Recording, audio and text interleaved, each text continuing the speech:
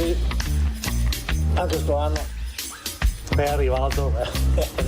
Era peggio se non arrivava, però eravamo lì. L'alternativa era il peggiore se non arriva il Natale.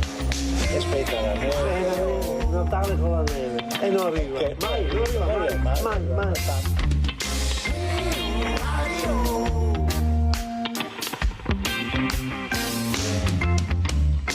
Stiamo aspettando questa notte già da un anno per fare festa fino a Capodanno, facendo nostre le migliori intenzioni come l'uvetta dentro i panettoni. Noi non promettiamo niente perché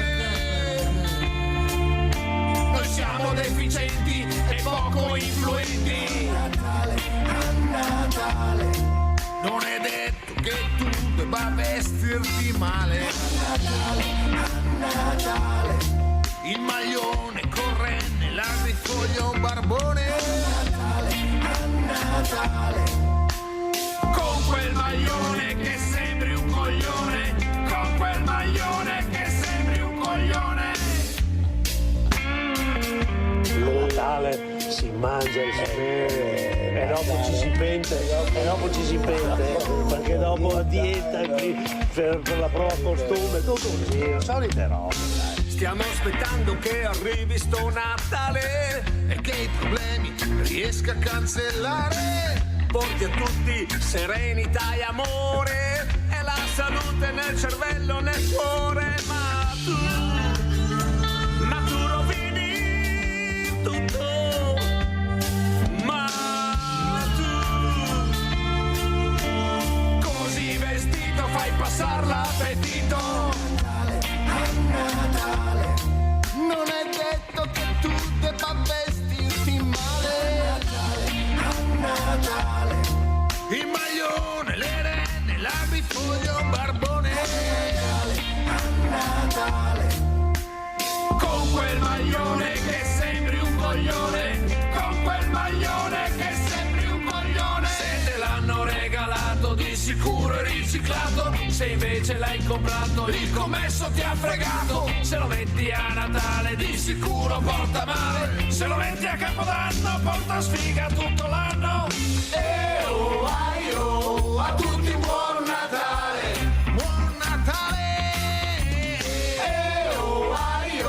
Auguri buon Natale, buon Natale. A tutti buon Natale, buon Natale. Auguri buon Natale.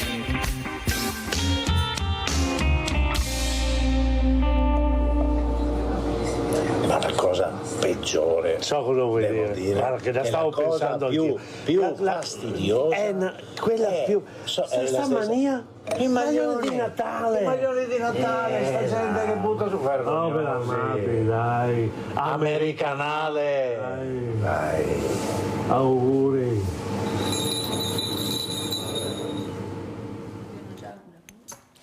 Avete sentito con un auspicio anche un po' di allegria, perché veramente io non ne posso più. Ecco, pensate che ieri sera ho terminato un caso drammatico grazie alle forze dell'ordine, che qua devo ringraziare a mezzanotte ieri sera, la Mirella. Comunque l'abbiamo, spero, risolto. Allora ringrazio e saluto gli ospiti di questa mattina, c'è una sorpresa bellissima.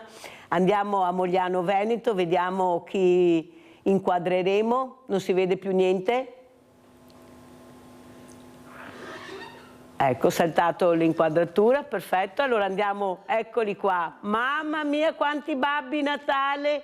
Che giunta, guardateli, buongiorno, buongiorno Sindaco Bortolato, buongiorno Vice Sindaco Muraro e tutta la giunta e tutti gli assessori, grazie di essere qui, veramente vi ringrazio perché ho proprio voglia di parlare con voi, di rapportarmi con voi su situazione, è Natale, tutto va bene, è vero, dobbiamo essere ottimisti, è vero, dobbiamo sperare, è vero, però dobbiamo anche renderci conto che ci sono dei casi che vanno assolutamente monitorati e risolti, se ne prende uno alla volta e si cerca di risolverlo. Io so e ringrazio veramente, in particolare, mi scusi Sindaco Bortolato, ma Leonardo Muraro, che ha capito l'importanza tanti anni fa di aprire un banco solidale in provincia, e devo dire grazie perché è dal 2012 che sono in provincia, l'unico banco alimentare all'interno di un ente pubblico in Italia, proprio perché già allora si aveva capito che qualcosa non andava. Bisognava rilanciare, bisognava dare opportunità ai deboli di essere aiutati. Mi ricordo anche le visite che faceva Muraro, uno dei pochi, non ne ho più visto nessuno dopo quando è andato via lui, che voleva verificare come andava il banco solidale. Questo lo dico perché è giusto dire anche la verità. Però ringrazio anche... Ecco, ringrazio anche il sindaco Bortolato perché anche lui con la giunta, con l'assessore di competenza mi sta seguendo un caso particolare e dico grazie perché è un caso che va monitorato anche questo. Ecco, io sono sempre vicina a questa persona, perciò devo dire grazie al sindaco e anche all'assessore di competenza per l'aiuto che state dando. Saluto anche l'onorevole Marina Marchetto Aliprandi, Commissione Agricoltura, Infanzia e Adolescenza. Grazie onorevole anche lei di essere qui. Allora iniziamo con questa tragedia, perché è una tragedia di questo quindicenne trovato con queste armi, liceale, famiglia al di sopra di ogni sospetto, però noi ce l'avevamo in casa e per poco, almeno a quello che si è capito, stava veramente cercando di fare del male alla comunità. Non si sapeva dove, come, però la Digos era molto attenta. Onorevole, non le sembra che sia il caso di capire che così non si può andare avanti, che dobbiamo fermare questi giovani? Abbiamo leggi molto permissive, specialmente con i minori. Tanto qual è il problema? Casa non esiste. La legge mi tutela più di quello che io vorrei, perciò qual è il problema? Quando arriverò a 18 anni che pagherò tutto, si vedrà come andrà a finire. Però questi pochi ragazzi cosa saranno in tutta Italia? 500? Saranno 500? Ma non so neanche se arriviamo. Sono lasciati là, tranquilli a delinquere, a tenere in ostaggio sindaci, forze dell'ordine, comunità, le persone che hanno paura di uscire, di incontrarli. Ma mi sembra che ci sia la destra adesso che governa. Allora c'è qualcosa che non va nelle leggi, vanno cambiate le leggi, oltre alla riforma della giustizia. Che riforma dobbiamo fare per fermare sti ragazzi, onorevole?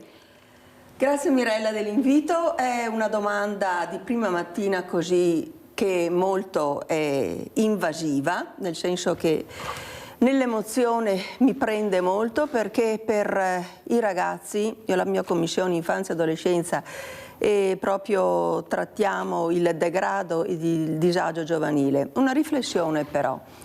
Noi sentiamo giustamente parlare di tutela dell'ambiente, tutela dei beni culturali, ma tutela delle persone, dei ragazzi. Guardi, è emblematico che il 9 aprile nel 2024 sia stata intitolata il 9 aprile come giornata nazionale dell'ascolto dei minori. Ecco che deve esserci, io non sono una permissivista, non sono assolutamente, perché per me prima ci sono i doveri e poi i diritti, ben inteso. Le forze dell'ordine compiono il loro dovere e sono capillarmente attive ed attente sul territorio. Mi permetta però, l'altro ieri ero in un panificio, ho sentito, è emblematica la cosa e la apurerò ulteriormente, ma un esponente delle forze dell'ordine con gli occhiali a specchio alla titolare di questo panificio che gli chiedeva ma come mai ha gli occhiali a specchio così di mattina? E fa, sai, così i ragazzi non possono vedere l'espressione dei nostri occhi. Come dice l'espressione? Sì, perché ne abbiamo presi in flagrante spaccia e c'è stato detto davanti al GIP che questi ragazzi erano intimoriti, sono sentiti intimoriti dai nostri sguardi, da come li osservavamo, quindi Questo per me è un esempio eclatante e che non deve esserci. Lei mi diceva di questi ragazzi, sa cosa io penso? Che ci sia un materialismo esasperato, un individualismo liquido. E questi ragazzi non hanno ne diceva delle famiglie. La famiglia è la prima forma di società e deve essere in simbiosi con la scuola, con le associazioni di volontariato, con le associazioni sportive e con l'aiuto che tutti ferma, quanti onorevole, noi... qua devo fare una parentesi dovuta. Il problema è che non ci chiamano. Io non sono mai stata chiamata, ma come me le associazioni che ospito, e lei sa che le ospito tutte, noi non veniamo minimamente chiamate dei servizi sociali per vedere come aiutare, come fare, perché non si fa rete. Mi scusi, ma devo dare la parola anche al sindaco Bortolato. Sindaco, cosa dice l'importanza invece di una squadra, il mondo del volontariato che anche durante la pandemia ha sostenuto queste comunità, eravamo noi che andavamo nelle case a portare la borsa della spesa, le medicine, a vedere come andava, eventualmente monitorarlo, vi chiamavamo. Ecco, come mai siamo in queste condizioni e non riusciamo a fare reti? I medici di famiglia non hanno il numero delle associazioni di volontariato a dove rivolgersi. Deve esserci questa rete. Ma non c'è, onorevole, non c'era al momento. Mi permetta, Mirella, saluto il sindaco Bortolato. Prego. Ecco. Sindaco Bortolato, bisogna fare più squadra, più rete, prego. Impegnarci tutti a fare squadra, istituzioni, associazioni. Poi, proprio l'altra sera abbiamo fatto una commissione qui a Mogliano per fare un po' il punto sulle questioni legate alla sicurezza e al disagio giovanile. Abbiamo avuto vari interventi, abbiamo avuto anche le assistenti sociali moglianesi che sono venute in consiglio comunale insieme agli operatori di strada, insieme anche ai responsabili dell'azienda sanitaria. E insomma a Mogliano fortunatamente insomma stiamo anche lavorando tanto su questo, sulla prevenzione del disagio giovanile e insomma i numeri, insomma i fatti che avvengono sono anche un po' dalla nostra parte rispetto a quello che vediamo in giro. Non bisogna mollare perché appunto quello che è caduto è l'istituzione della famiglia, la famiglia che non funziona più come un tempo e non si può, i genitori non possono demandare tutto alla scuola. Poi l'altro grande lavoro che stiamo facendo è con lo sport, con le associazioni sportive, siamo città europea dello sport e crediamo che lo sport abbia una grandissima funzione educativa. Bisogna fare squadra, bisogna impegnarci tutti perché il mondo sta cambiando, più veloce anche di noi e quindi bisogna tamponare e prevenire situazioni poi che degradano. Con i ragazzi poi qui ho l'assessore alle politiche giovanili, l'assessore al sociale, con i ragazzi più in difficoltà abbiamo fatto anche dei progetti particolari, un progetto che si chiama Mediazione, abbiamo fatto addirittura anche quest'estate una sorta di centro estivo con i ragazzi quelli più in difficoltà, proprio per cercare sempre di più di inserirli in questa comunità. Poi oggi parlare di queste cose vestiti un po' così da... No, va bene, sacro e profano, va bene, no, sindaco, anzi benissimo, va benissimo. Abbiamo Mirko da Padova, vai Mirko. Signora, buongiorno, sempre un saluto ai suoi ospiti. Grazie. Mi permetto solo di dirle una cosa, signora Mirella. Oggi, se un ragazzo vuole fare un'attività sportiva o qualunque attività, il genitore deve pagare dai 50, 60, 70 euro al mese. Lei pensi un genitore che ha 2 figli, mettiamo anche questi extracomunitari che hanno 1, 2, 3 figli, che potrebbero inserirli nell'ambiente sportivo, nell'ambiente musicale o in tanti ambienti. Sono tutti a pagamento, signora Mirella. Una volta c'erano i patronati, c'erano questi. Oggi se lei ha un figlio o ha 2 figli, lei pensa una famiglia che per un ragazzo, per fargli fare qualunque cosa, deve spendere dai 50, 60 e forse anche oltre. Ecco, come si fa a socializzare? È logico che dopo loro si trovano fuori in ambienti forse molto più pericolosi, dove che al momento sembra che non paghino niente, ma poi pagano caro perché nella vita trovano di quelle personaggi che è meglio lasciar perdere. Ecco, questo che io voglio rimarcare, che i comuni e le regioni dovrebbero finanziare queste attività, fare in modo che le famiglie non si trovino questo peso sui figli, perché già la scuola, già mantenere il lavoro e tutto quello, poi non parliamo di problemi familiari che ci sono, che lei li sa meglio di me, e si trovano questo peso. Avrebbero la possibilità di avere questa valvola di sfogo di sapere che i ragazzi sono in un ambiente sportivo o qualunque altro ambiente, ma sono tutti a pagamento. La saluto, buongiorno signora Mirella. Grazie caro Mirko, mi dai lo spunto per chiedere anche all'onorevole Aliprandi. Ieri avevo una polisportiva che si occupa di ragazzi diversamente agili, come li chiamo io, è uno sport in carrozzina, e ho detto a questo presidente: ma scusami, se magari ecco, ti mandassero questi bulletti invece di fare la messa in prova dalla Mirella con la borsa della spesa in qualche comunità, mandarli da voi a capire l'importanza di questa disciplina però in sedia a rotelle, vedere come gira per certi la vita, la gioia di vivere che hanno questi, che hanno molti problemi. Ho detto: ti hanno mai chiesto di prendere questi ragazzi? No, mai nessuno. Ma tu li prenderesti? È certo che sì. Allora, onorevole, non le sembra che sia il caso che qualcuno cambi registro? Io non posso andare dal giudice, sono andata io personalmente, e chiedere: ma si può far sport a questi ragazzi? Vediamo di cambiare anche queste regole che ci sono, che secondo me, visto che le faccio, non mi sembra di avere dei risultati. E sa cosa mi ha risposto la giudice? Mi ha detto: ma si può mica obbligare un minore a fare sport se non lo vuole. Perfetto, ho detto: ho sbagliato ufficio, sono uscita tranquilla. Allora, onorevoli, mi scusi, lo so che è Natale, ha ragione anche il sindaco che siamo tutti vestiti a Babbo Natale, ma ci sono questi casi sommersi che vanno veramente tirati fuori, se no non ne vediamo mica fuori con questi ragazzi. Prego. Condivido in pieno quello che sta dicendo Mirella, per niente parlavo di simbiosi tra famiglia, prima di tutto, scuola e associazioni sportive. Lo sport è entrato nel 2023, nel settembre del 2023, al 33esimo articolo della Costituzione. Questo dice quanto sia importante lo sport, perché ti insegna a rialzarsi, che nella vita si cade qualche volta, ti insegna il sacrificio, la lealtà, l'inclusione, la generosità, perché lo sport è anche questo. Diceva anche il sindaco Bortolato che prima c'erano gli oratori, no, il signore prima che è intervenuto, che c'erano gli oratori, adesso sappiamo la mancanza anche di sacerdoti che possano seguirli, che comunque ci sono, ecco, delle persone, dei volontari che seguono anche queste attività.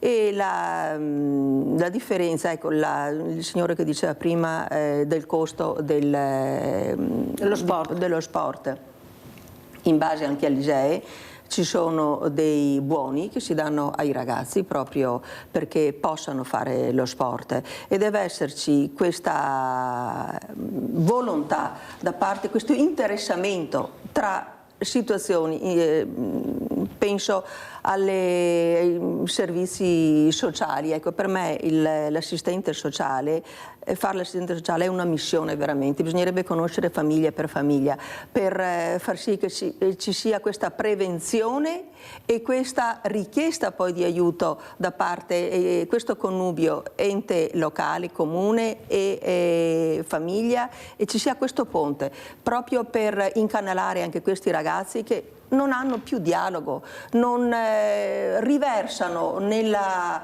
prepotenza, nella distruzione anche questa loro volontà, il dialogo che manca, il fatto stesso che si accapiglino, che baruffino, che trovino ogni motivo per darsi botte, per farsi del male. Io trovo ci sia anche una sovraesposizione mediatica però anche in questo, perché ci sono degli ottimi ragazzi che lavorano e studiano, che fanno volontariato. Sì, ma il problema è che gli esempi che vediamo sono quelli dei pessimi ragazzi. Io di bravi ragazzi, esempi buoni, ne vedo pochissimi, devo invitarli in trasmissione per farli vedere, ma nessuno se ne frega. Sindaco, cos'è secondo lei? Non so se sono microfonati anche gli altri, il vice sindaco, i componenti della giunta, se è microfonato solo lei? Allora siamo microfonati tutti. Ah, ecco, perfetto, allora andiamo proprio dall'assessore alle politiche sociali, poi torno da lei, cosa ne pensa, assessore, di questo? Abbiamo istituito una borsa di studio, un premio per i centini. Martina, se vuoi spiegare, perché ci sono i bravi ragazzi, purtroppo però fa più rumore l'albero che cade rispetto ho capito io, ma dobbiamo vedere anche i buoni esempi, perché se io non vi invito, se non arrivano le nostre telecamere, che finalmente, devo dire la verità, ci siamo nel pezzo, tutto potete dire, ma non che non arriviamo, non si vede niente. Non si sa, non ci conosciamo neppure tra associazioni. Delle volte dico, ma quanti hai? 20 anni? Come 20 anni? Io non ti ho mai sentito. Allora, Assessore, cosa ci racconta? Com'è le nuove politiche giovanili per questi ragazzi che tutto sommato, io devo la verità, sono più quelli bravi che quelli meno bravi? Prego. Allora sì, sono sicuramente più bravi e più numerosi quelli che meritano l'attenzione e purtroppo ricadono nel silenzio, invece dovrebbero essere portati, ahimè, drammaticamente alla ribalta perché possano essere un modello ed esempio per altri. C'è da dire che secondo me noi stiamo lavorando, noi come amministrazione stiamo lavorando per mettere in sinergia tutto il settore, assistenti sociali, scuole, ufficio scolastico, le associazioni, noi le conosciamo tutte, ci rivolgiamo a tutte e tutte convengono con un medesimo obiettivo, che è quello che ci sia un abbraccio della comunità a gestire e a dare un occhio ai ragazzi. Io ho una personale opinione che spesso risulta anche troppo feroce e quindi me la tengo per me. Vedo adesso anche dei genitori che obtorto collo iniziano anche a denunciare i ragazzi, perché talvolta sì è vero manca la famiglia, e l'ho detto anche nella commissione che comunicava prima il sindaco, ma alle volte ci sono delle situazioni di tale disagio che i genitori, anche volendo, non riescono ad intervenire e oggi iniziano a vedersi i risultati. Famiglie che denunciano il figlio, ma che lo denunciano non tanto certo per punizione, ma per vedere se c'è una qualche soluzione per la loro fragilità, diciamo così, fragilità. Per me alle volte è anche una scelta consapevole di un comportamento deviante, voluto e dolosamente portato avanti, e là secondo me una punizione dovrebbe assolutamente... Condivido Assessore quello che ha detto. Andiamo anche dal vice sindaco Leonardo Moraro, ruoli molto importanti quello che avete, ma soprattutto capire che forse è il momento più di parlare e di agire, e devo farvi anche i complimenti perché ho avuto il presidente del centro anziani che c'è a Mogliano, e devo dire la verità, i numeri che ha dato qui davanti alle telecamere e il supporto che riceve da voi va evidenziato, perché io devo anche premiare chi è bravo, nel senso di dire guarda che però a Mogliano funziona così. Però quello che lui ha detto mi ha fatto un po' riflettere. Poi che lavorano siamo sempre i soliti noti e sempre poco. Non sarebbe il caso, qua chiedo al vice sindaco, poi lo chiedo anche all'assessore sociale, di unire più le forze con questi giovani, con questi diversamente giovani, cercare di integrare un po' la comunità con le famiglie, perché se no ci ritroviamo i diversamente giovani, i ragazzi da un'altra parte, quelli che delinquono da un'altra, cioè cercare un po' di... perché io sono convinta che stare assieme farebbe bene sia agli uni che agli altri. Cosa dice vice sindaco? Sicuramente Mogliano credo sia un esempio per i progetti che ha messo in piedi anche come operatori di strada, per quanto attiene, non è una mia competenza, lo spiegherà meglio dopo l'assessore, per cercare di identificare prima di tutti i soggetti, quelli più caldi, tra virgolette, e poi poter intervenire dando quei principi di nozioni del buon vivere, da stare insieme di questo. Lei parlavi Mirella del centro anziani. Il centro anziani, anche questo per noi è un fiore all'occhiello, perché credo che sia il centro anziani più numeroso di utenza a livello territoriale, dove si fa tanta attività, non è solamente andare là a prendere aperitivo, ma si fa tanta attività sociale. Le donne hanno organizzato degli eventi dall'uncinetto alle partite, per cui ci sono giorno per giorno, c'è tanta attività, e noi come amministrazione cerchiamo di sostenerlo anche nella logistica del cose. Mi permetto di dire anche, me ne scusa l'assessore Pavan allo sport, che là c'è una bocciofila e qui verrà fatto un accesso anche per i diversamente abili per poter giocare a bocce, per cui le attività che facciamo sono tante. Dall'altra parte abbiamo l'aspetto repressivo, tra virgolette.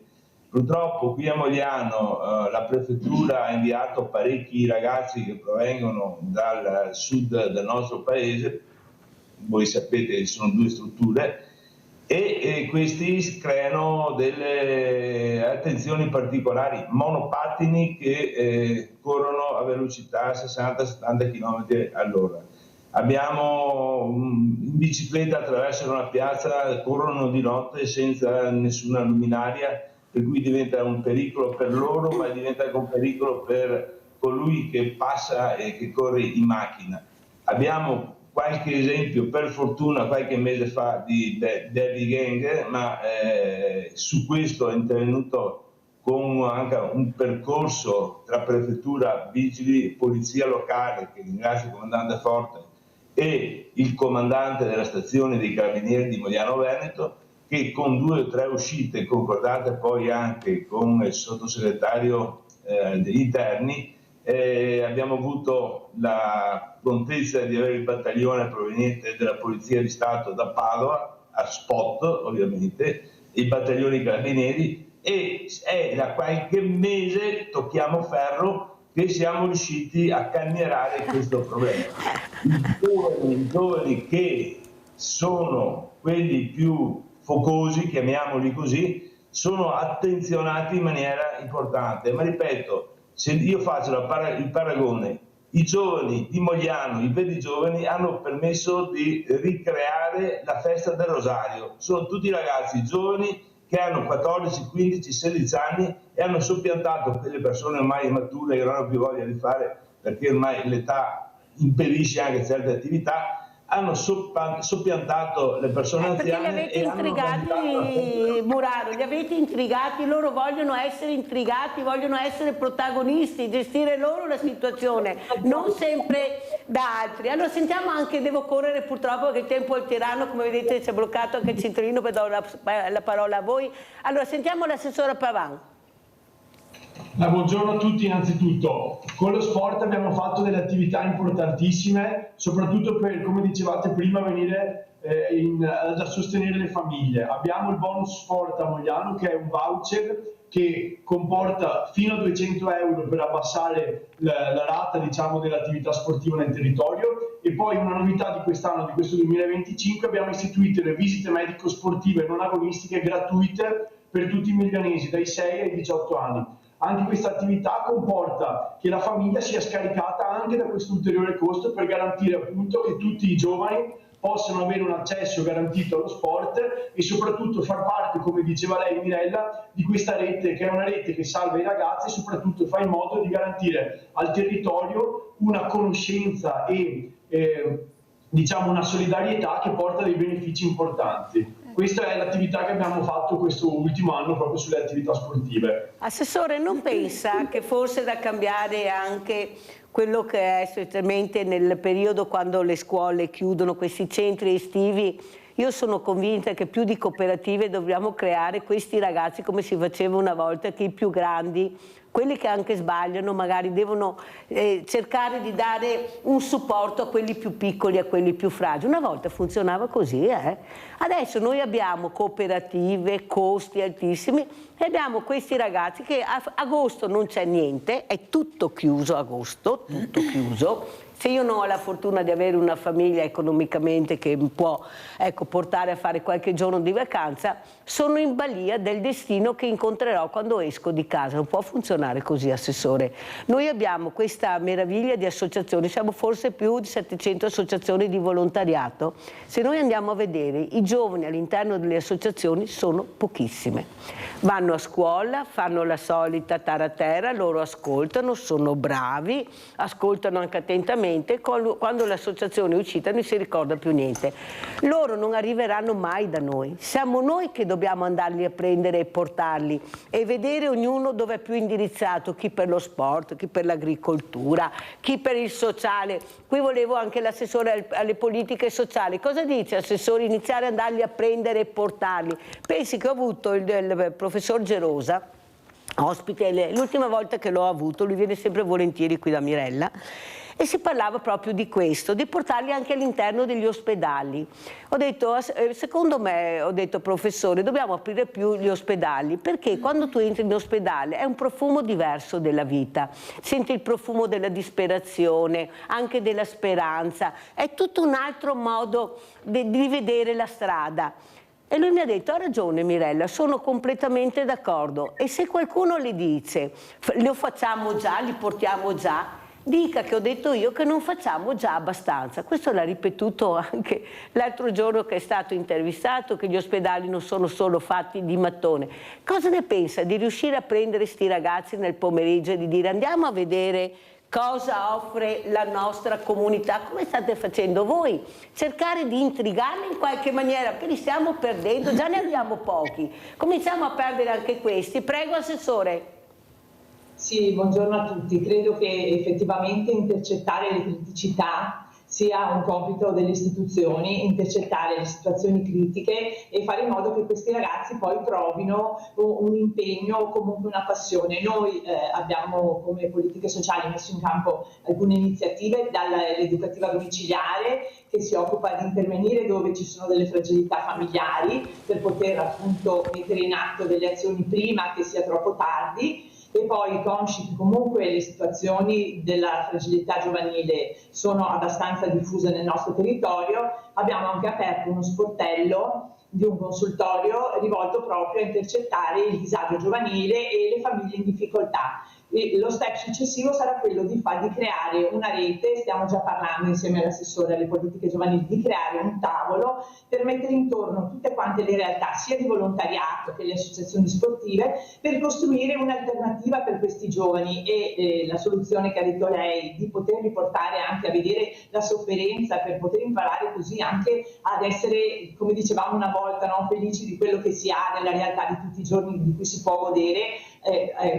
sia modo di apprezzare di più quando si vedono le persone che soffrono. Quindi l'idea di fare in modo che una delle attività sia quella di fare volontariato in ospedale, volontariato nelle case di riposo dove gli anziani hanno estremo bisogno di confrontarsi con i ragazzi, penso che sia un'alternativa che dobbiamo assolutamente mettere in campo.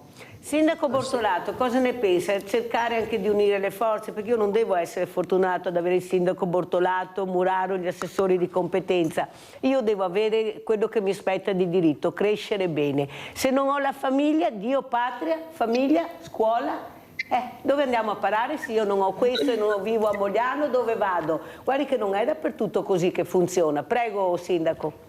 Su questo vorrei citare un progetto che abbiamo visto con la conferenza dei sindaci e l'abbiamo portato a Mogliano ha funzionato bene, si chiama Ci sto a fare fatica. Abbiamo proprio coinvolto i ragazzi, quelli magari più in difficoltà, e quest'estate tramite dei tutor nelle scuole, nei parchi, abbiamo fatto fare dei lavoretti di miglioramento del decoro urbano, quindi dal dipingere alcune panchine, sistemare alcune recinzioni, alcuni giochi per bambini, li abbiamo proprio coinvolti e abbiamo anche con questi bravissimi tutor volontari, questi diciamo maestri operai, hanno insegnato anche dei piccoli lavoretti che poi tornano anche utili nella vita, e abbiamo insegnato soprattutto a questi ragazzi a rispettare quello che è il bene comune, quello che è il nostro decoro urbano, quello che è il nostro arredo urbano, a rispettarlo, ma soprattutto magari a migliorarlo. Quindi un bellissimo progetto che assolutamente vogliamo ripetere, si chiama Ci sto a fare fatica e già il nome dice tutto. Allora, onorevole Liprandi, ci sto a fare fatica, ma non ci sto a fare fatica solo 15 giorni o 20 giorni all'anno, devo fare fatica tutti i giorni se voglio migliorare. Sindaco,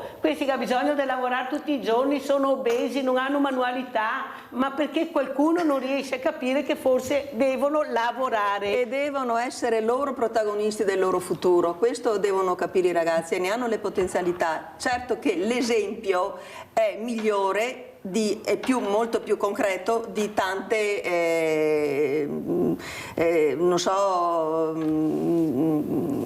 convegni, di tante cose. L'esempio. E volevo riallacciare anche alla rete, l'importanza della rete, l'invecchiamento attivo. Abbiamo bisogno che anche gli anziani si sentano, continuino ad essere protagonisti.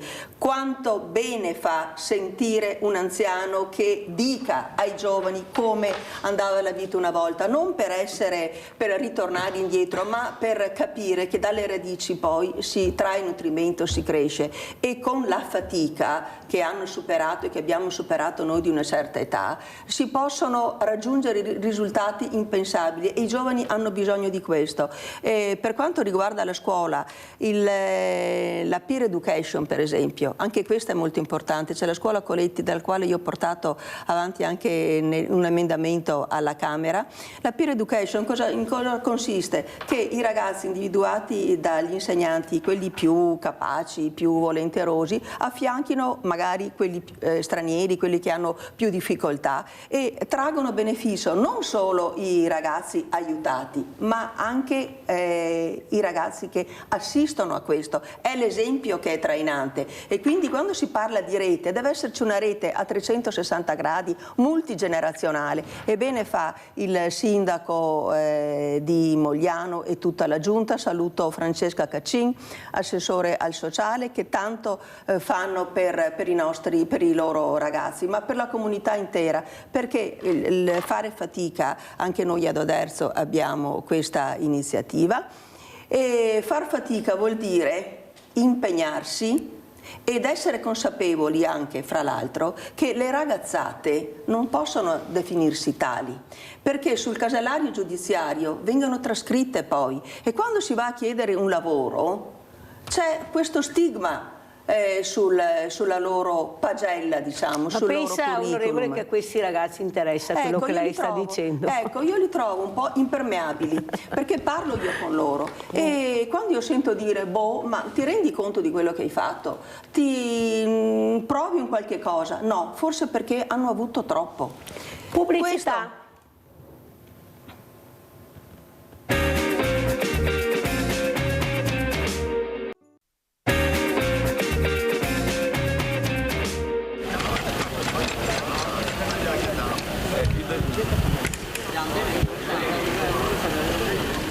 È iniziato male il sit-in dei 7 migranti, tutti con permesso di soggiorno richiesto od ottenuto. Uno di loro, Usman, si è accasciato a terra, probabilmente vittima di un malore dovuto al freddo sopportato in questi giorni, e un'ambulanza l'ha portato in ospedale per i controlli.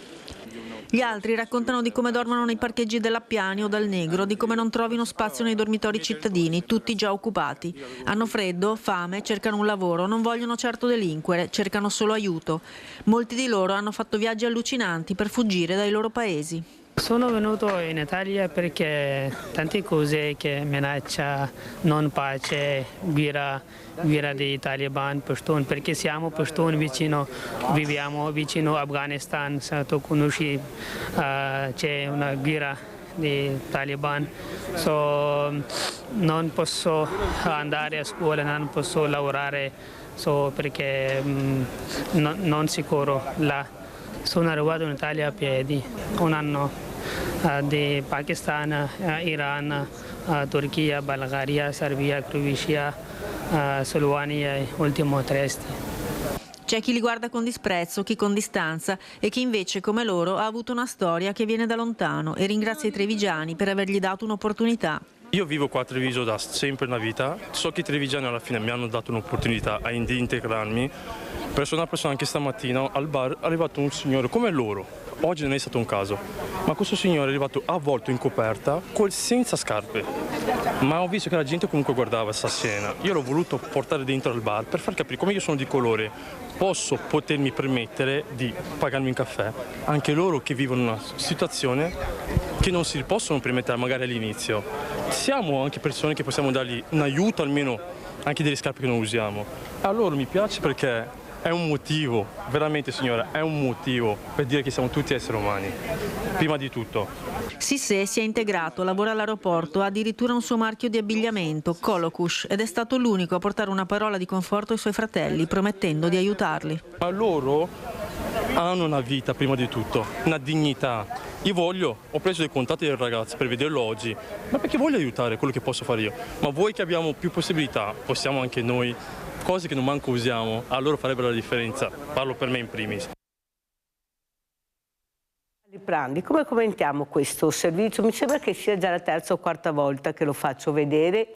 Le soluzioni le abbiamo trovate, anzi invito anche il sindaco e il vice sindaco e tutta la giunta lunedì, se siete liberi, 5 gennaio, anche l'onorevole Liprandi, a questo bellissimo musical che grazie anche al sindaco Fabio Chiesa abbiamo messo in piedi sul testo di Papa Francesco, autorizzato di Papa Francesco, dei bravi ragazzi che aiutano gli altri ragazzi. Perciò vi manderò l'invito, è bellissimo, autorizzato da Papa Francesco con lo scrittore che ci sarà vicino a Papa Francesco, ecco, che ha scritto assieme questo libro, e lui ha detto a questi ragazzi: andate avanti con questo messaggio di pace che io ho scritto e che voi portate avanti con questo musical.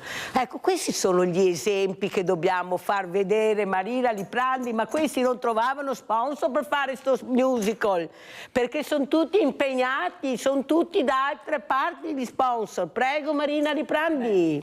Mirella, guardi, non per spezzare una lancia nei confronti degli imprenditori, ma conosco aziende che veramente l'etica l'hanno nel loro DNA. Ecco, ci sono degli imprenditori illuminati.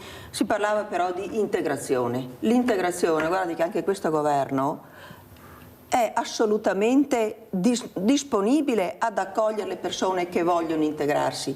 Io chiedo, ci sono i corridoi umanitari per arrivare qua, io chiedo a quelle persone quanto hanno pagato per venire in Italia, pensando di trovare l'Eldorado, pensando di trovare, perché è là che bisogna combattere, quella tratta che bisogna combattere. Ho capito, però non passiamo il cerino, onorevole. No, questi hanno il permesso di soggiorno regolare e dormono al freddo, sono 7 persone, non 70 o 700. Sì. Vogliamo capire che forse prima di vedere il servizio qualcuno doveva intervenire e cercare di trovare una...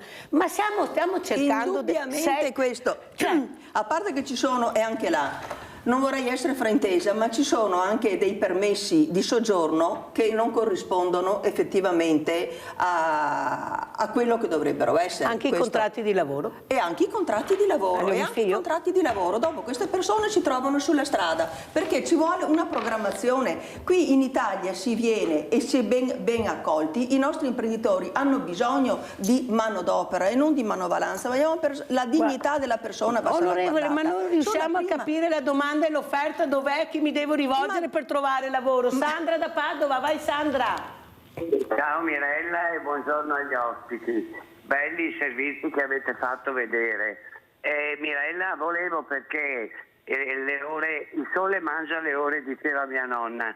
Io stamattina, ieri sono andata a DHL, le spedizioni, per mandarti le famose bambole, e se vado entro le 12:30 le avete per Natale. Ecco, volevo solo dirvi questo. Ci sentiamo la settimana prossima e buon weekend. Grazie. E un abbraccio. Grazie a tutti. cara Sandra. Allora io volevo dirvi che non avevo messo l'albero di Natale quest'anno, il presepe, perché sembrava che qualcuno mi dicesse: guarda che arriverà qualcosa. Questo è un cesto fatto dalla sorella della Sabrina, che è in questa ospedale riabilitativo, una ragazza giovane che ha avuto un ictus, che ogni anno, da tanti anni, lei aiutava Sveglia Veneti e Rete Veneta. A Natale arrivavano i doni di Sabrina.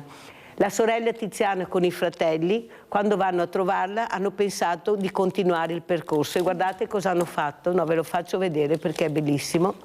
Questo, guarda, è una composizione. Guardate, con una calla di vetro di Burano, guardate che bella, per far capire che Sabrina c'è. Perciò io, oltre a ringraziare questa famiglia, dico a Sabrina: dai che ce la farai.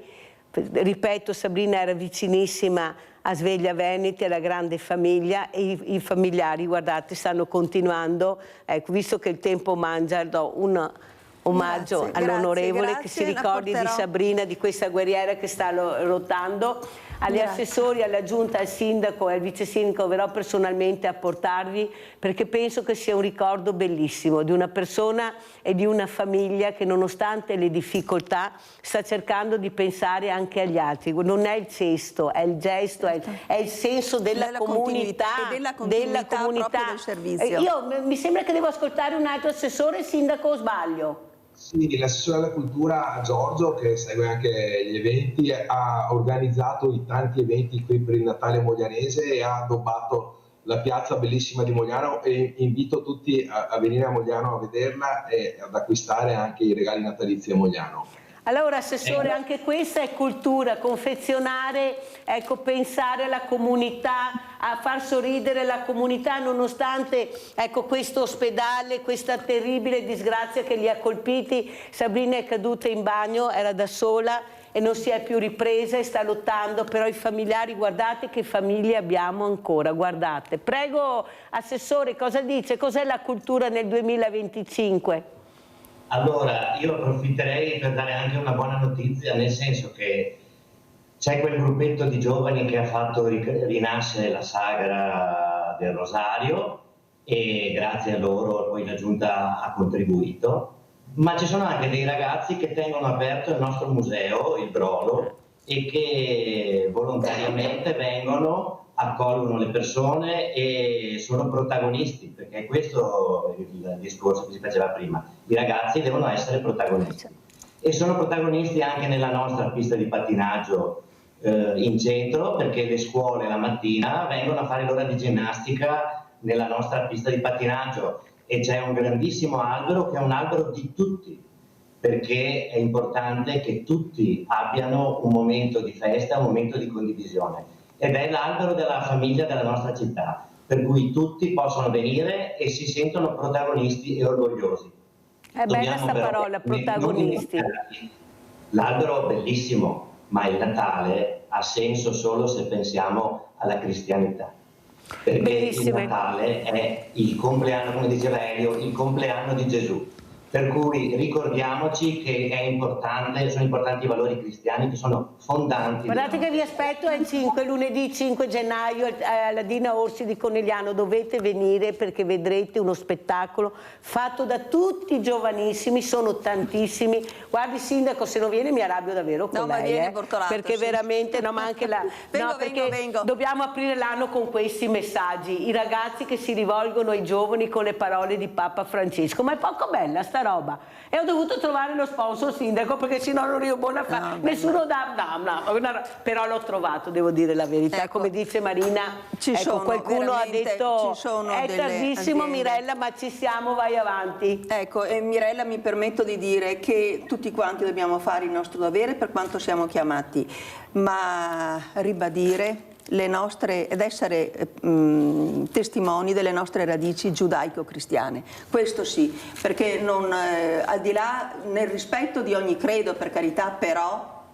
noi non possiamo sottometterci a imposizioni che non fanno parte della nostra cultura, della nostra identità e della nostra storia. Giusy, vai Giusy, veloce!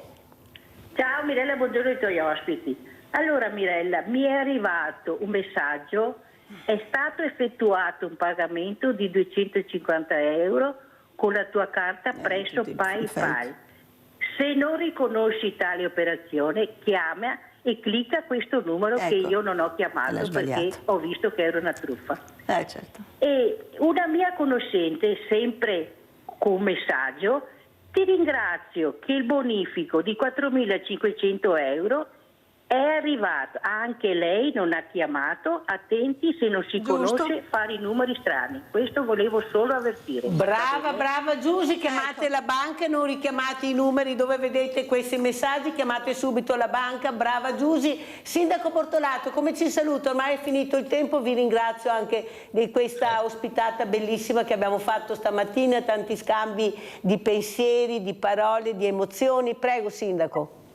Con l'augurio di un felice e sereno Natale a tutti, che parte qui da Mogliano, da questa giunta oggi abiliata con il Natale nel cuore, che sia veramente un Natale sereno e di pace, perché ne abbiamo bisogno, sentiamo notizie che ci arrivano dal mondo non belle, quindi c'è bisogno di serenità e pace. Auguri a tutti. Grazie Sindaco, sentiamo anche il vice sindaco. Niente liti nelle giunte, 2026, niente liti sulle giunte, tutti d'accordo, tutti d'amore, portare avanti i beni della comunità.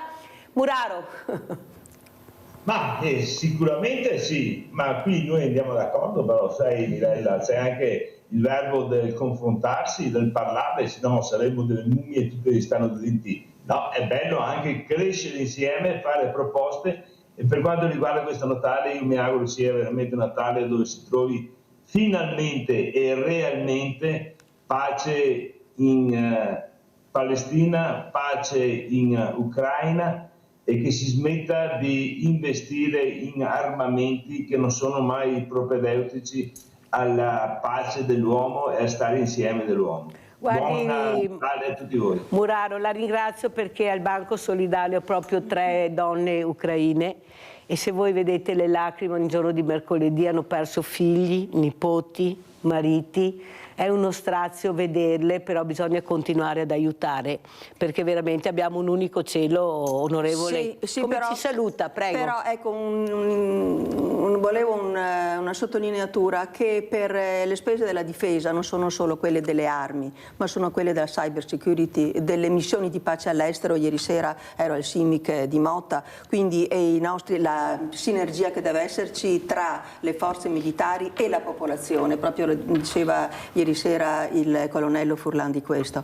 Il mio saluto, il mio augurio di salute prima di tutto, serenità e qualche soddisfazione, e soprattutto investiamo sulla capacità di coesione fra di noi. Non è interessarci l'uno dell'altro. Se vediamo anche un ragazzino alla sera a dire dov'è che vai, ecco, non è violazione della privacy, fa parte della nostra comunità, fa parte del nostro interessamento verso i giovani, che certe volte neanche si rendono conto, purtroppo, perché per loro è normale aver avuto, essere vissuti in questa nazione nella pace, nella tranquillità, anche nel benessere, perché i genitori magari si preoccupano del benessere materiale, ma io chiedo loro veramente, da mamma e da nonna, l'ascolto, di ascoltare i ragazzi. Lo dica anche la politica, però, visto che lei va spesso a Roma, lo dica anche, lo dica anche ai nostri ministri. Fine settimana, ecco, ma questo io l'assicuro,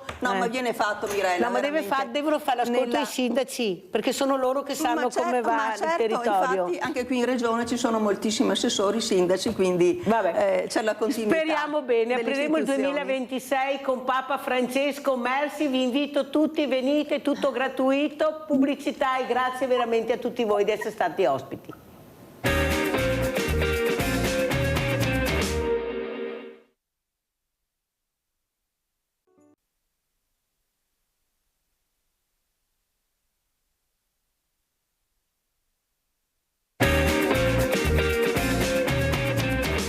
Con Flavio Romanello, presidente Confartigianato Treviso, che ringrazio veramente tanto, presidente, perché ci mettete la faccia, siete nel pezzo, avete il coraggio di dire come vanno le cose, cosa si potrebbe fare per migliorare, perché siete competenti. E saluto anche il sindaco di San Polo di Piave, Nicola Fantuzzi, anche lui nel pezzo, che cerca di risolvere i problemi. E buongiorno a tutti. Grazie. Allora volevo proprio sentire dal presidente Romanello com'è la situazione. Abbiamo visto fuori dalla prefettura questi ragazzi, permesso di soggiorno.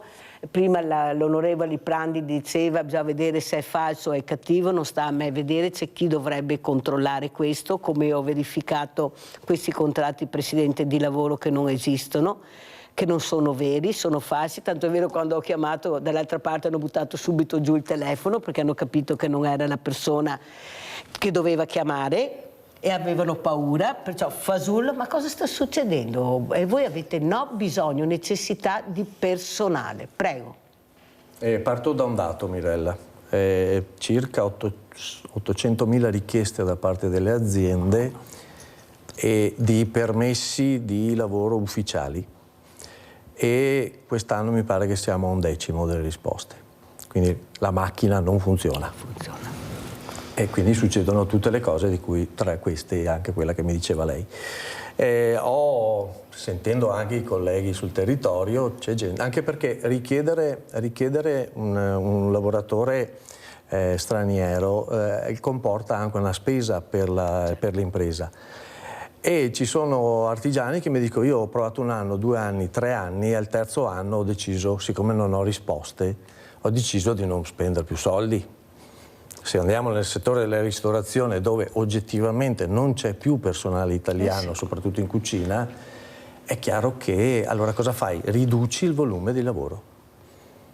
E poi non ha più la possibilità di investire. E poi l'economia rimane ferma e poi tutto qui e poi che poi arrivano e che alla fine non ti permettono. Allora, noi siamo forse rimasti ancorati a vecchi schemi. Lo straniero, l'oriundo, il colore. Ecco, forse è arrivato il momento di guardare le competenze. Bravissimo. Perché questo è quello di cui abbiamo bisogno, anche perché sennò è uno tsunami che sta arrivando. Vede Presidente, la competenza e la professionalità, per carità noi abbiamo i trattori che ormai sono macchine da guerra e capisco che per guidare una macchina da guerra del genere bisogna che sei anche bravo, però io penso che per lavorare la terra come vediamo, questi ragazzi, siccome io li ho portati anche agli orti sociali, quelli che potevano uscire naturalmente, io ho detto ragazzi ma come mai sto terreno qua non mi dà niente così? Ho preso la terra, l'hanno annusata e hanno detto perché questa terra non è buona Mirella, questa terra va rivista completamente, va aiutata a diventare fertile. Allora, io la ringrazio intanto per quello che ha detto Presidente, c'è ancora l'onorevole che sta ascoltando, perciò spero che riporti le parole del Presidente a chi di dovere. Non è il caso, come dice lei, che dobbiamo vedere chi ha voglia di fare cose, che competenze ha, quelli che abbiamo qua, indipendentemente di guardare il colore, che a noi i colori non interessano più, ma abbiamo bisogno di manodopera subito. Sindaco. Sono perfettamente d'accordo su questo, anzi grazie Mirella che affronti sempre questi temi sociali di grandissima importanza e anche di grandissima attualità. Il mondo del lavoro è cambiato, oggettivamente è cambiato, non è più il mondo del lavoro di 20 anni fa, ma sono cambiati anche i giovani. In un certo senso si è un po' persa anche una certa cultura del lavoro, una certa cultura del sacrificio. Oggi magari, penso che anche poi con il collega della Confartigianato possa testimoniare questo. Non si trovano più lavoratori che sposano un'azienda e stanno con l'azienda per 15, 20 anni, 30 anni oppure iniziano e vanno alla pensione sempre sullo stesso posto di lavoro, ma ormai il posto di lavoro è diventato anche un luogo dinamico e questo comporta, uno, che le aziende appunto debbano sopperire a questa dinamicità con altre caratteristiche, ma secondo c'è proprio uno spirito di sacrificio anche da parte di chi si approccia al mondo del lavoro che a volte viene meno. Adesso non voglio, tra virgolette, generalizzare, però sicuramente un pensiero di fare i soldi facili, fare i soldi sui social, i like che ti aiutano a essere popolare. Ecco, bisogna ritornare un po' sulla realtà, bisogna ritornare, come hai detto tu, ad annusare la terra, perché è quello poi che dà da mangiare alle persone e alla gente. Ritornare alla cultura del sacrificio. Ci sono tantissimi ragazzi che possono dare questo contributo e condivido il fatto che l'etnia o il colore non ha assolutamente nessun tipo di importanza. Quando c'è la volontà e c'è la voglia bisogna investire su questi ragazzi. Chiaro, allora investire vuol dire anche dargli la possibilità di formarsi, perché chi ha voglia deve poter apprendere anche un mestiere e deve essere messo in condizioni di poter svolgere l'attività. Ecco, sono tutti fattori, tra virgolette, che si incastrano tra di loro, però ecco, è un mondo che cambia, i giovani sono cambiati, il mondo del lavoro è cambiato, bisogna trovare le sinergie nuove, le sinergie giuste, ma valorizzare soprattutto chi ha voglia di fare. Allora, Presidente Romanello, quello che però io questa mattina vorrei toccare è anche il mondo dei diversamente agili, dove questi ragazzi, ecco, escono anche con dei diplomi importanti, però io ho invitato i sindacati, non tornano i numeri, nel senso che non vengono assunti.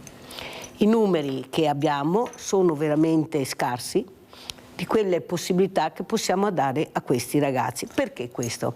Guardi che ho fatto uno studio molto approfondito con le persone di dovere, perché non ci fidiamo. L'imprenditore ha paura, l'ha detto anche un'imprenditrice l'altro giorno, di mettersi in casa questa persona. Perché? Perché devo rallentare.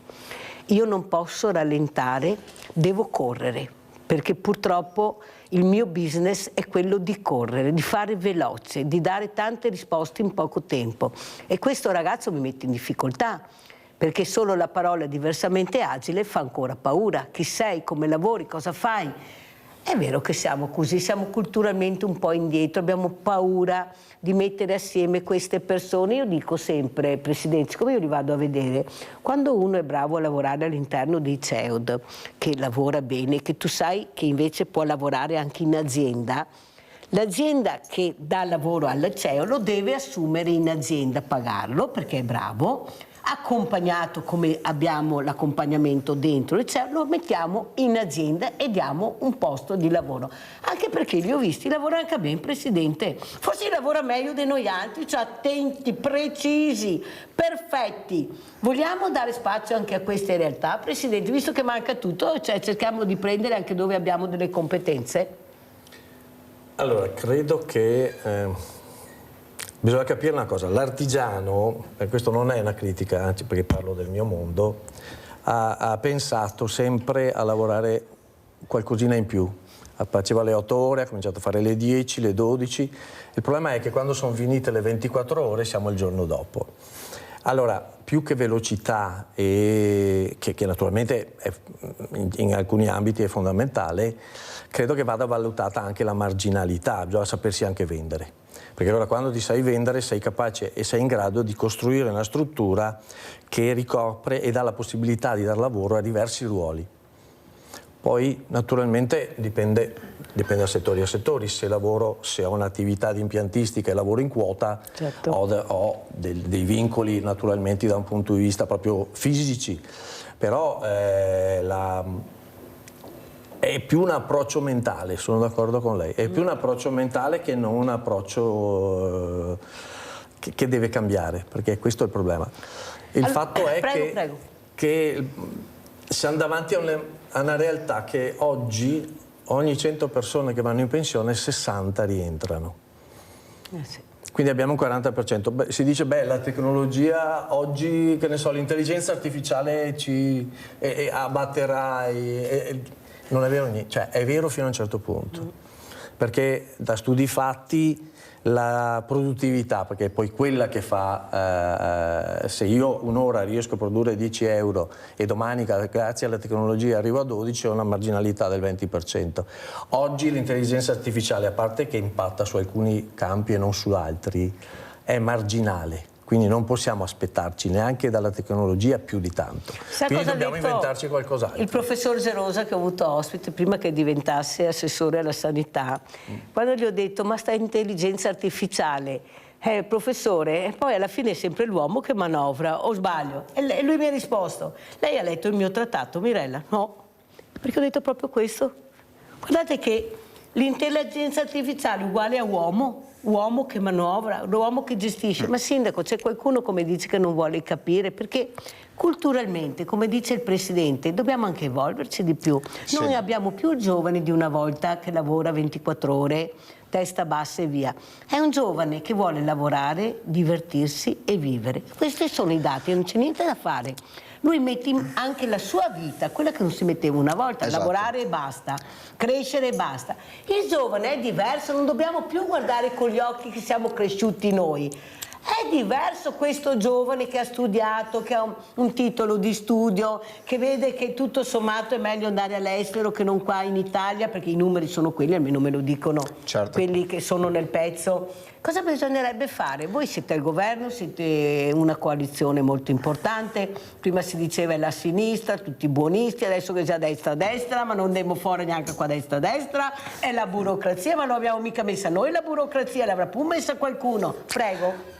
Allora, prendo una battuta che mi hanno fatto di recente quando, appunto, confrontandomi con qualcuno che legifera sul mondo del volontariato, e ho detto, ma attenzione ragazzi, perché qua a mettere troppa burocrazia per le associazioni di volontariato si rischia di uccidere la volontà, appunto, delle persone di mettersi a disposizione. E la risposta che mi è stata data è, no, ma la burocrazia deve essere vista come una tutela. Può anche starmi bene, ci sono casi purtroppo dove cose fatte non precise poi portano anche a conseguenze più gravi, però dall'altra parte bisogna sempre avere il buon senso. Però torno un attimo, rimbalzo anche sulla questione di prima, anche di diversamente abili. noi a San Polo di Piave abbiamo una realtà che lavora proprio con questo obiettivo, che è Casa Vittoria. Conosco. Un'attività nata dall'associazione Vita Down, che porta sostanzialmente all'inserimento delle persone con la sindrome di Down nel mondo del lavoro, facendogli imparare un mestiere, il cuoco in cucina, l'aiuto cuoco, il cameriere, e quindi è una realtà che vale la pena di andare a mangiare, di andare a visitarla, proprio per rendersi conto di cosa vuol dire avere persone che hanno delle differenze, ma l'impegno che ci mettono e la volontà che ci mettono per fare bene il proprio lavoro, il proprio mestiere, ti fa vedere la vita e ti fa vedere soprattutto anche il modo, il mondo del lavoro in una maniera diversa. Caro Sindaco, allora io ripeto invece quello che ha detto il Presidente Romanello. Ha detto una cosa importante e voi dovete capirla, voi siete voi responsabili della salute dei cittadini, non il Presidente Romanello, neppure Mirella. Ha detto non ci siamo culturalmente. Sì. Allora, io ho avuto questo caso di questa mamma con un ragazzo col diploma di cameriere, uscito dall'alberghiero, non trovava lavoro al figlio. Allora è andata nella parrocchia che avevano organizzato una sagra, ascolta bene il Presidente, e ha detto mio figlio, siccome lui ama fare il cameriere, l'ho invitato qua, lui è proprio bravo. E hanno iniziato a dire abbiamo fretta, non possiamo cercare anche di capire dietro. Tuo figlio. Allora sta mamma ha detto va bene, vengo io assieme, lo accompagno io, se per voi è un problema mio figlio che non ce la fa, lo accompagno io. Morale della favola, onorevole, visto che sta sentendo, arrivavano i vassoi, ma a questa mamma, a questo ragazzo non è arrivato nessun vassoio. Lei con le lacrime agli occhi è venuta qua, l'ha raccontato, anche il papà c'era, ha detto ho capito, sì, Sagra, ho capito che eravamo di troppo, Mirella. Ma soprattutto l'umiliazione di questo ragazzo che si è sentito mortificato, è stupendo, e allora io sono andata a trovarmi il prete e ho detto adesso lei mi spieghi chi sono queste persone all'interno di questa struttura che hanno così umiliato questa famiglia che sta cercando con tutte le proprie forze di aiutare questo ragazzo a sentirsi normale. Sindaco, come devo essere fortunata ad avere io, Romaneo, l'onorevole, o devo avere quello che mi spetta del diritto, che se ho un diploma io devo trovare lavoro? Dovrebbe essere una società che aiuta in questo senso, e mi collego un attimo anche alla questione, appunto, al filo che stavamo tenendo. Non siamo più nell'epoca del boom economico dove appunto c'era lavoro, c'era crescita e di conseguenza appunto c'era una società orientata sostanzialmente al fare per una crescita economica e una crescita anche diciamo sociale. Oggi ci vuole la qualità sociale. Come hai detto tu prima, oggi chi si approccia al mondo del lavoro, anche i giovani soprattutto, hanno un occhio di riguardo al loro tempo, al loro spazio, e il mondo del lavoro deve tener conto sia di questo, ma anche appunto delle persone. Però non è che la politica fa tante parole ma pochi fatti, tutto il resto è noia. Cioè bisogna agire, Sindaco, bisogna agire perché parole. Posso dirti una cosa scomoda? Sì. Il profitto. Ah, boh, perfetto. Allora andiamo a vedere questa spesa pazza che faremo tutti a Natale, soldi tantissimi, andiamo a vedere. Natale Confartigianato.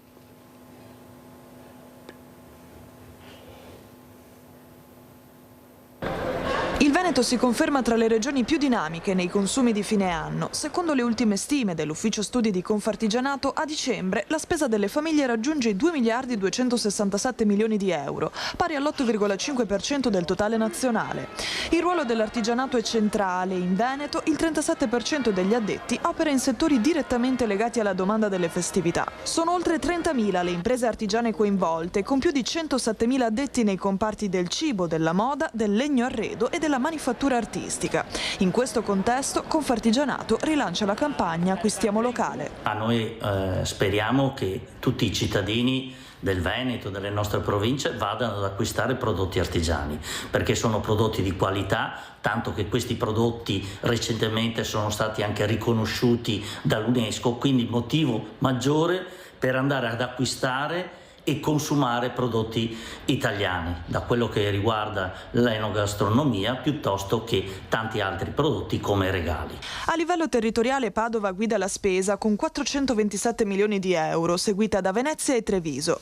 Il comparto alimentare resta il motore principale, sostenuto anche dall'export, che nei primi mesi del 2025 mostra segnali di crescita, soprattutto nei prodotti dolciari. Sempre più in voga anche i servizi alla persona. Quello che è il consumo di prodotti, quindi di servizi, in questo caso che riguardano la persona, anche in questo caso bisogna andare da figure professionali che abbiano fatto dei percorsi, che abbiano una sede, che siano regolari in tutto. Ecco perché gli artigiani rappresentano questa regolarità e questa capacità di fare servizi di alta qualità e quindi che sappiano valorizzare il loro prodotto, ma soprattutto dare una garanzia alle persone che ne usufruiscono. Questo è importantissimo per la qualità della vita che tutti noi vogliamo. Allora, Presidente Romanello, come commentiamo questo servizio che Natale sarà del suo osservatorio importante? Abbiamo sentito anche Boschetto, cosa vedete? Che sarà un Natale felice, un Natale dove veramente le famiglie potranno dire di spendere tranquillamente, mangeranno, berranno, si vestiranno, faranno shopping? Com'è la situazione? Allora, quello che io porto il punto di vista di quello che vedo, che è la città di Treviso e dei 22 comuni che fanno parte del nostro mandamento. C'è tanto movimento, se ti metti in strada non ti muovi, stamattina a Treviso era praticamente bloccata, però se parlo con chi ha le attività mi dice che quando tirano la cassetta in questo momento non c'è molto. D'altronde i dati, cioè i numeri non piacciono, ma danno il quadro della situazione.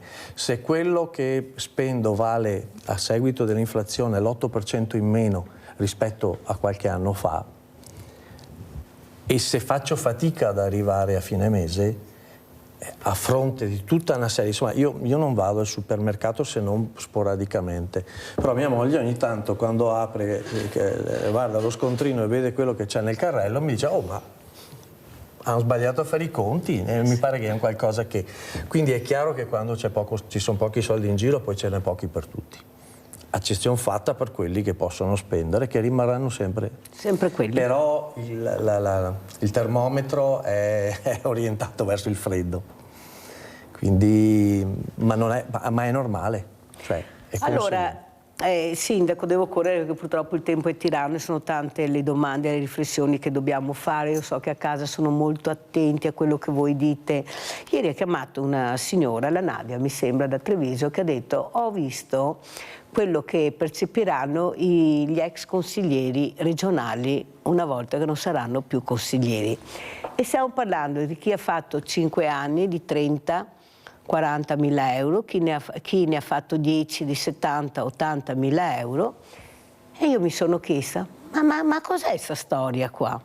Allora, non sarebbe il caso di dire a Giorgia Meloni, visto che lei dice sono Giorgia, sono una di voi, che quelli come lei, uno di loro, prende 1.400 euro al mese, abbiamo pensioni di 600-700 euro, i nostri anziani, che sono quelli che ci hanno fatto diventare grandi e belle, che non abbiamo RSA e se le abbiamo non abbiamo il personale, che abbiamo le scuole a pezzi, che abbiamo i giovani che non trovano lavoro, dignità al loro lavoro, che non riusciamo a reinserire le persone che hanno voglia di lavorare, così diamo risposta anche agli artigiani. Ho capito che è bello andare in giro per il mondo, cavolo se è bello, però che c'è anche l'Italia e ogni tanto forse qualcuno dovrebbe ricordarsi. Sindaco, lei che ha contatto con sono Giorgia, sono una di voi, cosa dice?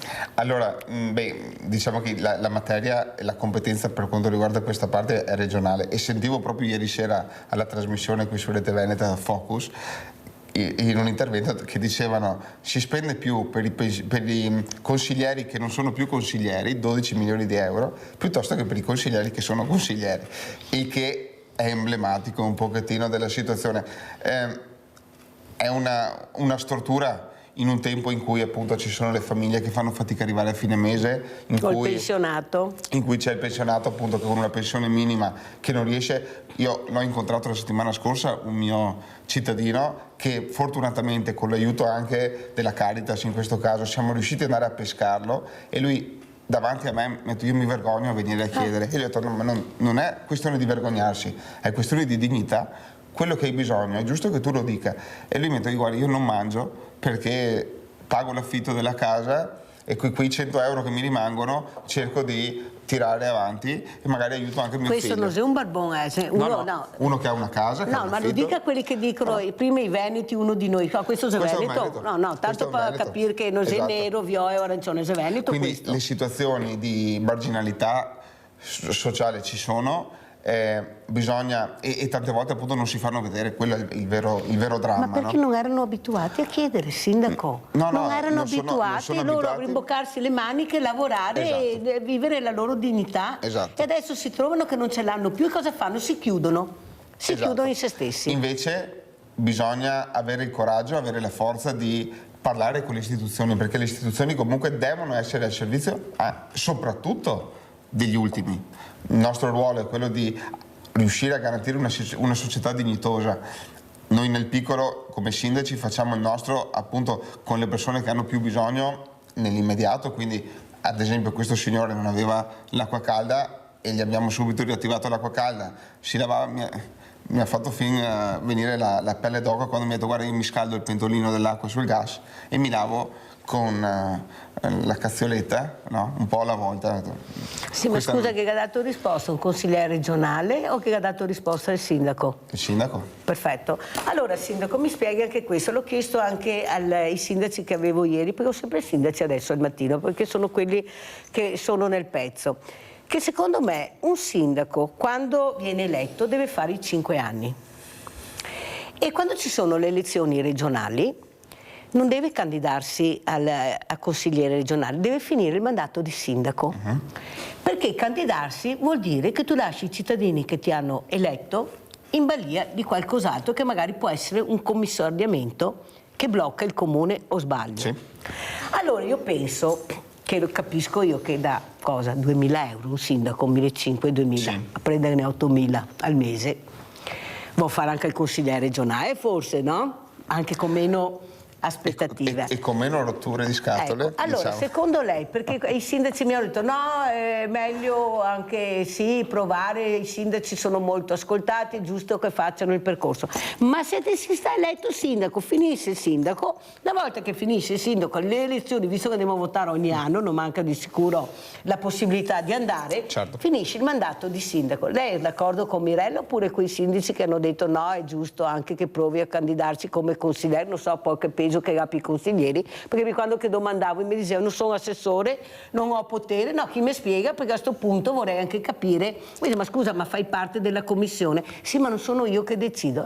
No, vorrei capire anche chi deve dare risposta a questi cittadini. È come sul mondo del lavoro, quando tu ti prendi un impegno hai molteplici modi per rendere il tuo impegno efficace, e anche quando fai il semplice consigliere ma raccogli le istanze del territorio e le porti a chi di dovere e gli dici la gente ha bisogno di queste cose, anche come ho detto prima l'esempio del volontariato, se un'associazione che fa volontariato non riesce a gestirsi un commercialista, un tesoriere, ma deve trovare una maniera, diciamo, di gestirsi e di vivere e di poter svolgere la propria attività per la comunità in maniera efficace. Bisogna trovare, e questa è l'istanza che deve portare chi fa quel ruolo, andare a parlare con chi di dovere, con chi poi scrive le leggi e dire questi sono i problemi. Ma lei è d'accordo che deve rimanere sindaco oppure si può fare tutti e due, tanto il sindaco può delegare? No, lavorano, dicono 24 ore al giorno e non riescono neanche a smaltire il lavoro. Poi mi si viene a dire no, ma si può delegare, non c'entra tanto il sindaco. Cioè, qual è la verità? No, fare il sindaco è una missione, e è una missione che richiede appunto di essere sempre sul pezzo. Poi ci sono casi e casi. Allora, è vero che il sindaco è anche la persona un po' più ascoltata e più vista magari nella comunità. Sono d'accordo col fatto dell'impegno. Tu ti sei preso un impegno nei confronti della tua comunità, è giusto che tu lo porti a termine, è giusto che tu lo vada a chiudere. Poi però ci sono delle realtà, appunto magari delle piccole comunità, dove il ruolo del sindaco è importante, però può anche mischiarsi, tra virgolette, con un altro ruolo. Che ieri ruolo. partito ben, sindaco, non sta finendo male. Non sto finendo male, la questione io scenderei dai piccoli comuni ai grandi comuni. Ecco, questo è. Ma non so, anche perché mi sembra che anche i piccoli comuni ormai abbiano dei problemi molto importanti, no, non solo. Sono quelli che hanno più problemi. Allora andiamo a vedere invece, adesso andiamo a Belluno, tutti i luccichio, andate a Cortina. C'è sicurezza, benessere, lavoro, soldi a palate, ve lo posso assicurare, i soldi ci sono. Andiamo a vedere artigiani a Belluno. C'è tutto un background che deve distinguere l'operatore che ha comunque un'azienda, un'impresa, una professionalità da chi si improvvisa. Ecco, su questo, come dicevo, stiamo intessendo un dialogo con tutte le istituzioni. Le Olimpiadi di Milano e Cortina costituiscano un'opportunità per chi rispetta le regole. L'appello arriva in diretta a prima edizione da Confartigianato Belluno, che invoca controlli stringenti contro attività abusive che già stanno facendo capolino. C'è parecchio timore nel settore del noleggio con conducente, quindi gli NCC, il trasporto persone. C'è da una parte tutta un reclutamento volontari da parte della Fondazione Milano Cortina, che quella va per la sua strada, ma chiaramente stiamo monitorando anche quella, e poi ci sono proprio annunci, leggiamo di annunci online di persone improvvisate che si propongono di fare trasporti. Nell'evento di caratura internazionale che i Giochi Olimpici invernali significheranno per il Veneto e l'Italia, in tanti potrebbero voler lucrare, rovinando la festa a chi lavora e paga le tasse regolarmente. Confartigianato si sta muovendo dunque su diversi tavoli per tutelare gli artigiani del territorio. A livello regionale stiamo anche preparando una lettera proprio per tutte le prefetture, e in maniera che insomma sia diramata soprattutto a Venezia, dove c'è la sede centrale, in maniera che tutti davvero facciamo fronte comune affinché tutte le cose vadano bene. Ecco. 11 e 12 dicembre Belluno e Cortina saranno protagoniste della giornata internazionale della montagna, 2 giorni di incontri ed eventi con ospiti di caratura nazionale, a cominciare dal ministro per gli affari regionali e le autonomie Roberto Calderoli. La legge sulla montagna ha costituito una svolta, secondo Scarzanella, come pure fondamentale sarà la creazione di un assessorato di comparto all'interno della nuova giunta regionale che il presidente Alberto Stefani presenterà in settimana. Mi piacerebbe davvero anche attraverso l'assessorato alla montagna, ma non solo, che ci fosse un focus proprio su questo tema, sui passaggi generazionali, il bisogno di avere bandi dedicati e quindi risorse, formazione, consulenze adeguate per accompagnare gli artigiani nel futuro, perché di questo abbiamo bisogno, di un ponte tra tradizione e innovazione, e assolutamente la Regione può fare tantissimo su questo. Un ponte tra buonsenso e follia, cosa dice Romanello? Gli artigiani di pianura, gli artigiani di montagna, com'è la situazione? Come la vede lei? Questa Cortina che dà lavoro a tutto, a tanti, c'è di tutto e di più, manodopera a nastro, poi sono tutti stranieri, mi dicono oltretutto. Prego, Presidente. Allora, bella domanda. No, credo, gli artigiani sono artigiani dappertutto, quindi, e bravi anche. E anche bravi. Poi è da capire chi realmente esegue e lavora, perché gli appalti hanno tutta una dinamica per cui, per esempio, l'artigiano difficilmente riesce a entrare all'interno di quelle macchine lì. Bisogna stare molto attenti, perché comunque è quello che dicevamo prima, è una gran macchina, dovremmo imparare a misurare le cose, cioè mi sto stufando, scusa il termine, di lanciare sempre nuove idee e mai trovare il tempo per andare a vedere a che punto siamo. Allora su Cortina dico ok, sono stati fatti degli investimenti, andiamo a capire intanto quanto costa al territorio, a quanto costa ai veneti e agli italiani questa cosa, e non dico domani, ma tra 3 anni cosa avremo fatto? Un buco o avremo generato lavoro? E lì andiamo a misurare. Però dicono, Presidente, avevano bisogno di queste infrastrutture, se no la montagna sarebbe stata isolata. Allora, se mi parli di una strada, se mi parli di creare attività, di investire in infrastrutture, posso anche essere d'accordo. Ho qualche perplessità se mi spendi una montagna di soldi su una pista da bob che magari verrà usata una volta per le Olimpiadi, poi non si sa che fine farà. Cioè, vuol dire, è vero, sono occasioni che se spesi bene i soldi hanno un ritorno, ripeto, andiamo a vederlo, andiamo a vedere. E i conti li facciamo dopo? E i conti li facciamo alla fine, quando facciamo la strada. Quando un sindaco investe su una casa, perché decide di ristrutturare una casa all'interno del suo comune e si mette davanti un mutuo in esposizione, la gente che è sul territorio dice ok, li ha spesi, sono disposto anche a pagarti le tasse, perché la gente, forse dobbiamo capirci su una cosa, io credo che la gente sia disposta a pagare le tasse. Anch'io. Sia disposta a pagare le tasse se ha un ritorno tangibile in servizi e in strutture. Sono d'accordo. Non sono più disposto, e torniamo anche ai soldi, io sono disposto a pagare un professionista, e se è un professionista della pubblico, se è un professionista politico, anche i soldi sono disposto a darglieli. Però devo vedere che valore crea col suo lavoro. Perché se ho una spesa perché sostanzialmente ho un obolo da pagare, allora a quel punto là la gente comincia... intanto il 50% dei veneti non vanno più a votare. Ma la politica è contenta perché così gestisce ancora meglio il potere. Qual è il problema per loro, Presidente? Non è mica un problema, l'importante è arrivare alla poltrona con determinati voti e tutto il resto è noia. L'ha detto anche un politico in televisione, se non vogliono votare, pazienza, rimangano a casa, perché tanto il problema non è il voto per loro, è arrivare alla poltrona con i voti che sanno di avere a disposizione, o sbaglio, Sindaco? Ma come fai a sapere, scusa, Sindaco, due miei voti che se ti muovi in piazza i signori non sa neanche chi sei. Ma da dove arrivi tutti questi voti qua? Cioè sono voti pilotati, cioè io non riesco, una che non conosci, non sai neanche chi è, 10.000 preferenze, 11.000, che mi diceva il sindaco Susanna, che è rimasta malissimo, che si è data da fare di tutte 1.200 preferenze, ha detto Mirella uccisa. Cioè, da dove arrivano queste preferenze? Sicuramente ci sono tanti fattori, centri di interesse, piuttosto che appunto meccanismi che lobby, anche a volte.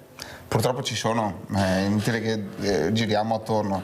I centri di interesse, che poi sono anche quelli che portano voti, che poi ti dicono noi ti diamo ma vogliamo qualcosa in cambio. È quel valore aggiunto che si diceva prima. Ecco la risposta. Le dinamiche ci sono. Io ti voto, però dopo vengo a batter cassa. Poi però ecco, non bisogna far di tutto un'erba un fascio, perché abbiamo anche tanti amministratori che sono stati eletti e che hanno preso i voti perché comunque hanno fatto magari 10-15 anni bene il loro lavoro da amministratore, da sindaco, e oggi gli viene riconosciuto quello per un ruolo diciamo maggiore.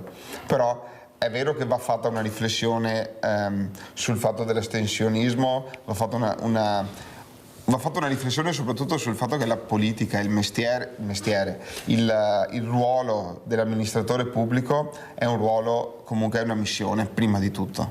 Tu sei lì perché i cittadini ti danno un incarico di cercare di migliorare la loro condizione, che sia appunto le strutture e i servizi di un piccolo comune, che sia delle leggi e quindi delle situazioni tra virgolette più grandi a livello regionale, però è comunque una missione nel cercare di rendere il mondo e la regione, il comune dove tu amministri, un posto un po' migliore di come l'hai trovato.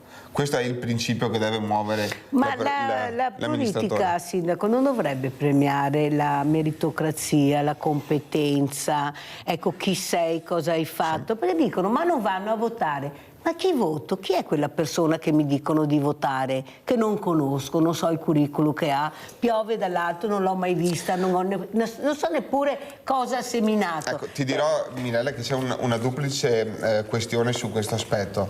C'è sia il fatto che la gente comunque fa più fatica anche ad informarsi. Forse il mondo della comunicazione di oggi rende più difficoltosa questa situazione, ma parlavo con vecchi amministratori, gente che ha fatto politica 30-40 anni fa, dove diceva il periodo elettorale veniva vissuto proprio come un periodo comunque intenso, ogni serata c'era un dibattito, ogni comune, tra virgolette, aveva le sue dinamiche di confronto. Oggi è morta un po' questa cultura del confronto e di andare nei territori a parlare delle varie situazioni, delle varie soluzioni per i problemi. Si affida tutto alla televisione, ai social, la gente è un po' più pigra. Sì, ho capito, ma una volta alla scuola i democristiani socialisti che vabbè anche loro avranno sbagliato, ma almeno lasciavano un po' di carne, un po' di cissa, questi teassa solo chi ossi perché si incompetenti, non per altro. Certo. Perfetto. Allora non sarebbe il caso di capire che prima di arrivare a certi posti devi fare il consigliere comunale, devi fare il sindaco, dopodiché cominci ad avanzare perché sai i problemi che ci sono, come gestirli.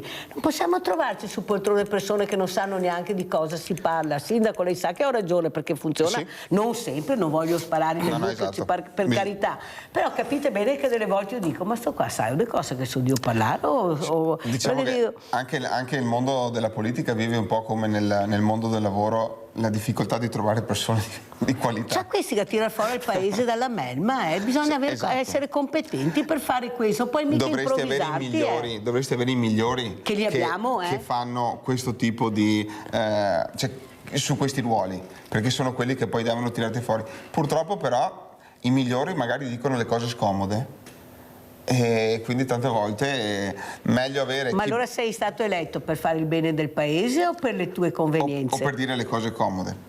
Dovresti essere meglio eletto che sentiamo a Mirella d'Ariese. Mirella? Sì, ciao Mirella, ciao. Buongiorno ospite. Allora, martedì ho guardato la televisione sulla sera tardi perché sto sveglia molto tardi io e dopo vado a letto. Beh, insomma, ho guardato le Iene e ho visto Trieste una marea di diversamente italiani, tutti buttati a terra, c'erano stati quasi 100, una roba dell'altro mondo. Erano davanti a un palazzo per terra con tutte le immondizie, hanno fatto vedere anche dentro a dove dormono per terra con le coperte. Come fanno questi qua? Come fanno a vivere Sant'Antonio da Padova? Mantenerli, chi li mantiene quella gente là? E alla sera avevano il pasto caldo, poveretti, ma e dopo tutto il resto? I nostri diversamente giovani è il buon senso, è il buon senso. Grazie cara Mirella, andiamo a vedere rincari comune di Treviso, ricaduta artigiani, poi sentiamo col presidente Romanello come commenta. Come categoria noi chiediamo che almeno gli aumenti abbiano una ricaduta sensibile per i pubblici esercizi in termini di verde, di arredo urbano e di decoro della città, in maniera che almeno ci sia una compensazione dei costi maggiori con un vantaggio in termini di fruibilità della città. Non nasconde il malumore, ma almeno chiede una compensazione. Dania Sartorato, presidente dei pubblici esercizi, uno dei settori più penalizzato dai nuovi aumenti cittadini che partono dal 1 gennaio 2026, aumenti che non prevedono più la sosta gratuita nella fascia pranzo. Sicuramente le esigenze di bilancio le possiamo comprendere, chi non le comprende. Il tema vero è che ci troviamo così con una sorpresa sotto Natale, proprio come un pacco, senza che nessuno di noi abbia la percezione di averne minimamente discusso, con modalità che coinvolgono molte categorie. Nel caso specifico dei pubblici esercizi, chiaramente rimuovere la pausa pranzo libera nei park è un fatto che penalizza moltissimo. L'amaro in bocca resta anche per la mancata concertazione con il sindaco e la giunta, e se Cassugana giustifica gli aumenti con l'adeguamento delle tariffe dopo anni di stasi, la visione della FIPE è netta, la situazione è critica e soprattutto contraria ai proclami del primo cittadino. Vanno nella direzione della valorizzazione della residenzialità, in centro e quindi gli aumenti agli asili stridono, vanno incontro a favorire lo shopping e chiaramente il parcheggio a pagamento in ogni ora della giornata, anche questo, e poi appunto la ristorazione, che in questo caso appunto rappresento, che chiaramente è favorita da una pausa pranzo con parcheggi liberi e viene fortemente penalizzata dal passaggio a pagamento a tutte le ore. L'inflazione galoppante e i salari non adeguati diventano quindi un problema da affrontare con i nuovi rincari che peseranno su famiglie e imprese. Gli aumenti dei buoni pasto, gli aumenti degli asili nido, dei trasporti a fine anno hanno un'incidenza pesante in questo periodo che è molto duro per le famiglie. Ringrazio il sindaco Mario Conte e l'amministrazione comunale. Novità di qualche ora, ci ha invitato a un confronto con tutte le associazioni di categoria per discutere su questo argomento. Allora, Presidente Romanello, come commentiamo questi servizi? Lei gira molto, ci sarebbero delle proposte da fare, cercare di accelerare, non di parlare ma di agire, perché abbiamo bisogno di questo. Prego, Presidente. Beh, noi abbiamo avuto un incontro con l'amministrazione comunale dopo che erano state prolungate questi aumenti. Faccio notare una cosa: come associazione di categoria, quando abbiamo fatto il comunicato abbiamo detto che eravamo perplessi per il modo e per i contenuti della delibera. Non abbiamo parlato degli aumenti degli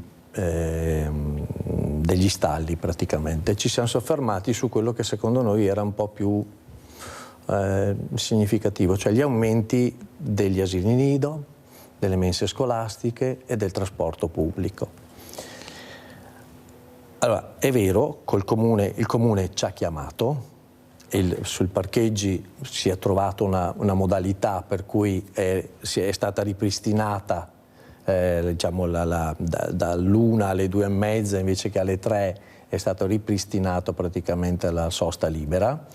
Per arrivare, perché poi ti dicono giustamente io devo avere saldo zero, cioè devo comunque far tornare il bilancio. È stato deciso di far pagare alla domenica pomeriggio.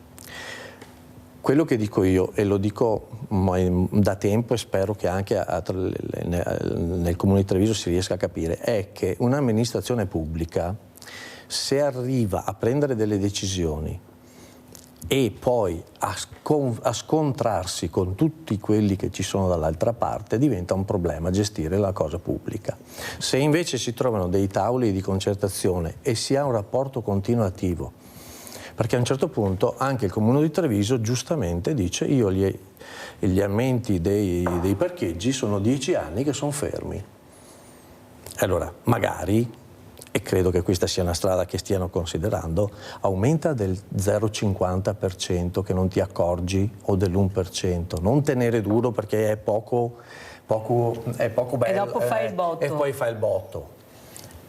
Ma allora se arrivi, torniamo lì, se arrivi a una concertazione prima, puoi arrivare a non finire poi a far esplodere il tutto. E noi stiamo arrivando a livello di soglia su tanti temi. Le do due numeri: 1.000, 3.000. 1.000 è la media delle pensioni con cui la gente va in pensione da oggi, destinata a scendere piuttosto che a salire. 3.000 è il costo di una RSA, ok? Ma 3.000 destinato a salire piuttosto che a scendere. Ai comuni è stato detto, la Cassazione ha detto: signori, se la persona non ha capacità di contribuire, non ha i soldi per pagare la retta, siete voi comuni, sbaglio? Giusto. Che dovete intervenire. Allora, io so che si stanno inventando il mondo. Ti stanno inventando il mondo, sì. Allora noleggiano tra virgolette la aiuola per trovare chi che ti taglia l'erba e ti permette di risparmiare. Ok, allora se ho 1, 2, 3 casi, in qualche maniera trovo il modo di entrare. Ma quando i numeri che stanno arrivando sono enormi, il sindaco di San Polo avrà 50 persone da integrare come rata in RSA. Come fa? Come fa? Non lo fa. No. Non lo fa. Non può farlo. Non può farlo. E allora perché dobbiamo arrivare là? Perché non dobbiamo farci carico di questa realtà qua? Tra l'altro RSA, quando stai bene, io parlavo con un direttore di RSA, le stanze quando va bene sono da 2. Il 90% delle stanze dentro un RSA sono da 2 posti. Allora tu puoi pensare, io domani mattina per una serie di motivi, stando bene, non parlo di chi non è, vado all'interno di un RSA e già devo condividere la stanza con non so chi. È già una fatica, è già una fatica. Concludo. O noi capiamo, e secondo me noi veneti siamo un po' indietro rispetto a altre regioni, che le cose sono talmente complesse che ci mettiamo tutti a ragionare insieme, o ci troveremo, noi siamo come sul pedalò. Sul pedalò ce la stanno raccontando, che bello, che siamo stati bei, noi siamo i più bravi, i più fighi, quelli che hanno avuto più fantasia, e c'è un'onda che è tra 7-8 metri. O arrivano o facciamo finta, abbiamo 2 strade, o facciamo finta di non vederla, e allora però poi alla fine di farcela. Non abbiamo davanti anni. Il trend è segnato. Il trend è quello. Però vede Presidente, c'è un fatto che io ricordo sempre. L'Europa aveva capito l'importanza di questi fondi che venivano dati ed erano stati destinati al terzo settore, quasi tutti i fondi del PNRR. Il problema è che sono stati deviati. Sono stati deviati su strutture, perché con il cemento arrivi subito, arrivi presto, non mi interessa cosa metterò all'interno, mi interessa intanto avere i soldi. Come faccio ad avere i soldi? Presentando il progetto del cemento. Noi abbiamo queste case di comunità vuote, quasi tutte, perfette, non abbiamo personale. Io ho i medici di famiglia che dicono io dentro là non ci andrò mai, perché io mi sono già organizzato dove vivo, come vivo. In Francia sono fallite, questi esempi di case di comunità sono fallite. Noi abbiamo distrutto gli ospedali per arrivare chissà dove e chissà con chi.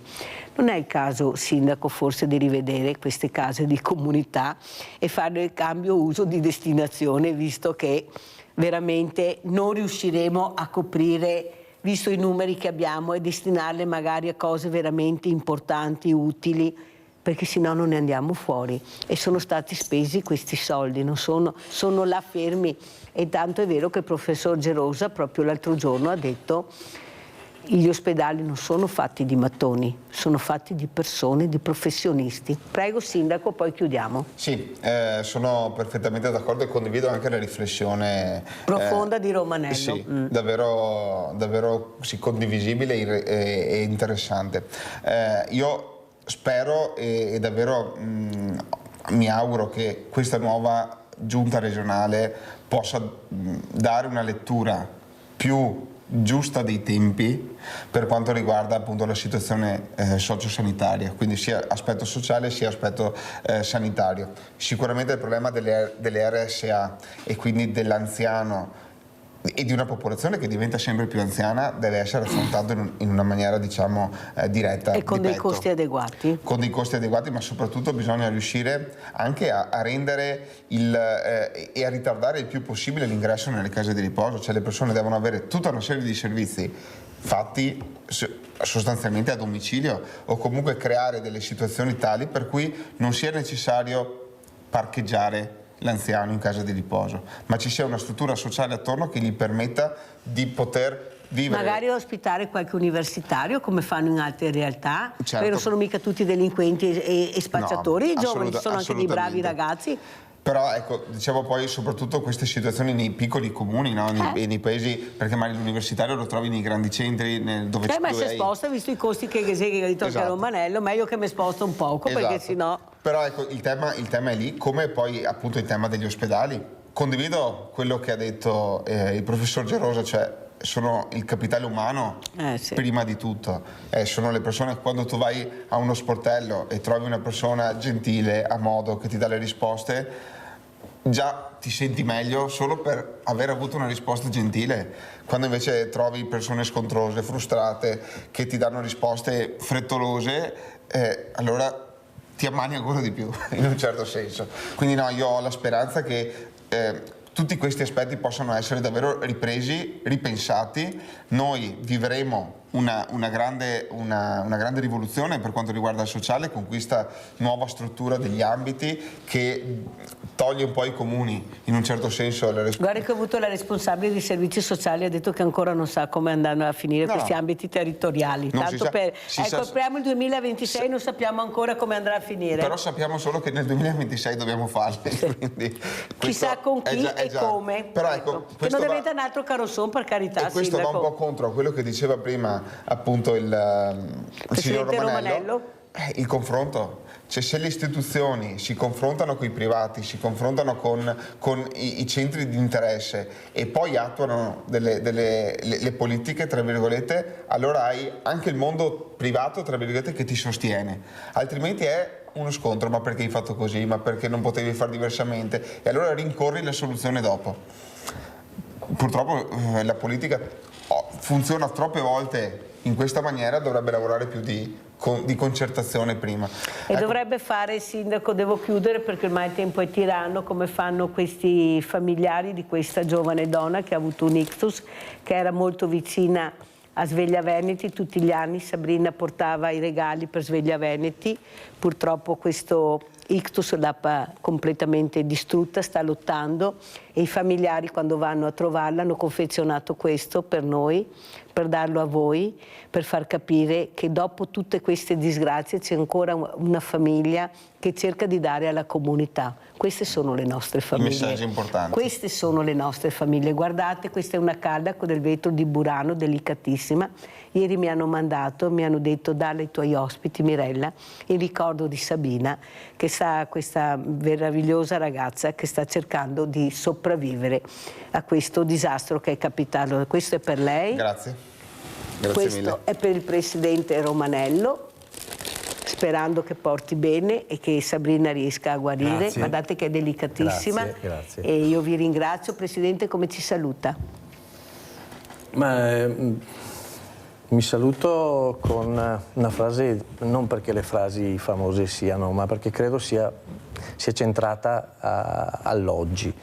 Kennedy, a uno dei suoi primi discorsi, quindi più di 60 anni fa, disse: non chiedetevi cosa lo Stato farà per voi, ma chiedetevi quello che voi farete per lo Stato. Credo che vada presa con consapevolezza che o le cose partono dal basso o le cose non cambieranno. Devono partire dal basso. Devono partire dal basso. Dobbiamo tornare, e la storia anche di noi veneti, pensiamo solo cos'era il Veneto 100 anni fa. C'erano sfide molto più impegnative e molto più faticose. Ma il piccolo aveva fatto diventare grande il nord-est, non la multinazionale, il piccolo. Esatto. Noi dobbiamo tornare a credere che se ci mettiamo insieme riusciamo a cambiare le cose. Perché, sindaco, la politica ha colpito proprio il know-how, l'artigiano, quello veramente che produceva, che creava. Adesso sta colpendo l'operaio, dopo rimarremo con chi? No, ci vogliono spiegare il mondo del volontariato, cioè non so dove vuole andare a parare questa grande politica. Sindaco, allora... Bisogna ripartire dalle basi, invece. Quello sicuramente, quindi ripartire da chi ha fatto grande questo territorio, da chi ha fatto dell'artigianato e delle piccole produzioni l'eccellenza che porta il nome poi dell'Italia nel mondo. Quindi bisogna ripartire dal basso, giustamente come è stato detto. Noi, chiudo, faccio due cose veloci. Ieri abbiamo fatto una prima apertura della nuova scuola elementare a San Polo. Quando i soldi pubblici vengono usati per dare qualcosa alla comunità e qualcosa di importante che rimanga e che sia per i nostri ragazzi. Ecco, io sono orgoglioso di aver portato anche perché scuola vuol dire sicurezza, o sbaglio? Esatto, dal punto di vista energetico ma anche dal punto di vista strutturale.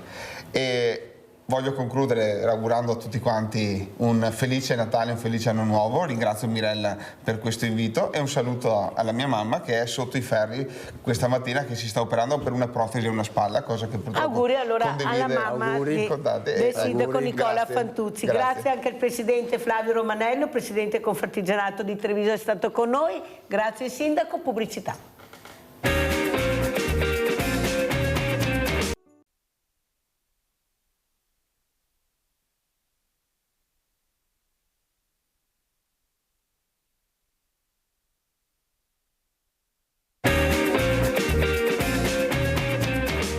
veramente ringrazio tantissimo il professore Emanuele Massagli, presidente Fondazione Ezio Tarantelli. Parleremo di legge di bilancio sul lavoro. Grazie professore di essere qui. Guardi professore, mi hanno appena eletto artigiana, la Confartigianato mi ha dato la spilla, perciò adesso sono anche artigiana. Però ho sentito il presidente della Confartigianato, Fulvio Romanello, molto preoccupato, presidente professor Massagli. Ecco, cosa sta succedendo, soprattutto per queste politiche sul lavoro. Non riusciamo a collocare queste persone che arrivano, abbiamo bisogno di manodopera, abbiamo bisogno di professionalità, ma dobbiamo anche capire che se uno ha voglia di lavorare, capire chi è questa persona, cosa deve fare, indipendentemente del colore di questi famosi cartellini, vedere chi ha voglia di lavorare, di essere integrato. Ma che politiche di lavoro abbiamo? Prego, professor Massagli. Guardi, buongiorno innanzitutto e complimenti per la spilletta e il riconoscimento degli artigiani. Gli artigiani sono un settore interessante per parlare di lavoro, perché gli artigiani nel nord Italia, penso in particolare a Lombardia, Veneto e Emilia Romagna, continuano a segnalare, ma anche la grande industria lo fa, un'assenza di lavoratori per coprire le posizioni aperte.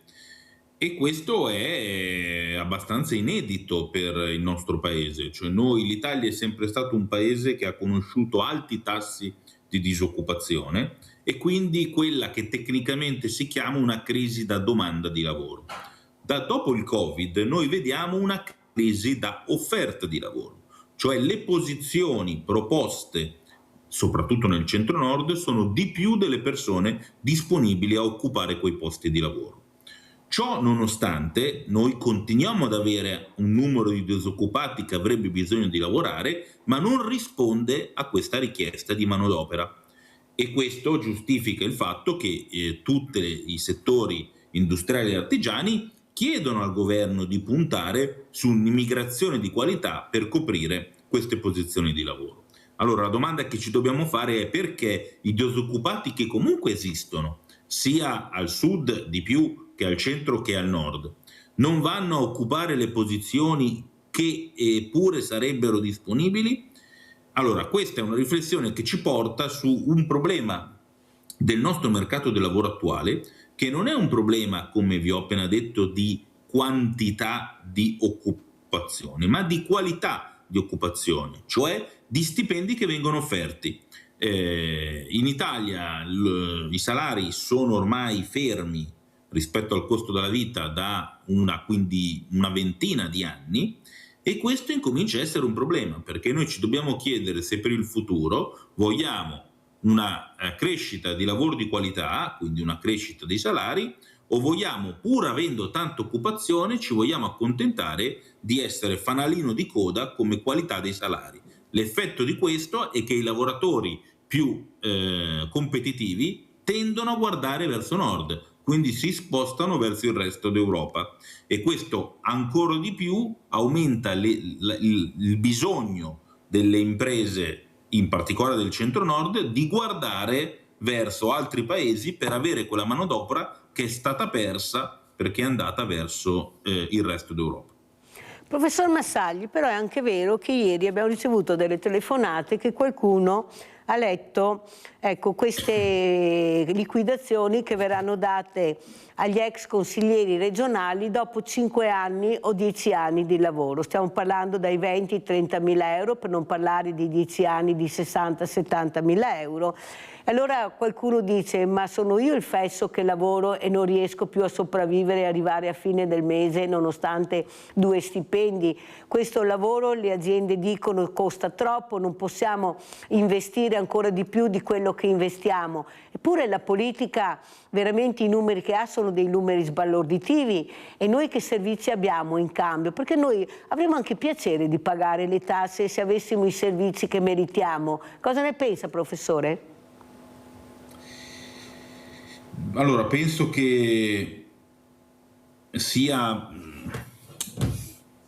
il divario salariale tra gli alti dirigenti delle imprese, sia delle imprese private sia delle imprese dello Stato, nel parastato, le imprese partecipate, e i lavoratori e la media dello stipendio rivolto agli ordinari lavoratori, siano essi operai o impiegati, è oggettivamente un problema difficilmente da affrontare in termini normativi, ma certamente un problema etico. Non è un caso che da anni questo sia segnalato in tutti i rapporti delle istituzioni internazionali, ma anche nei rapporti nei discorsi, mi ricordo anche recenti, della Chiesa italiana o di tutti i soggetti che si occupano anche dell'educazione del popolo e non solo dei fattori economici. Per quanto riguarda il tema delle tasse, questo è l'eterno dilemma, cioè se i servizi fossero buoni sarei più contento di pagare le tasse. Io invece finisco col pagare le tasse senza ricevere i servizi. Dico che è un eterno dilemma perché è un tema che ha a che fare con la qualità, l'efficienza del servizio pubblico a 360 gradi, tutti, dai servizi, dalla fornitura di servizi che usiamo tutti, dall'acqua ai rifiuti, all'energia, sia proprio il servizio della politica, quindi l'attività degli organi elettivi. Però dall'altra questo problema è sempre connesso a un grande dilemma, che è un po' come il dilemma dell'uovo e della gallina.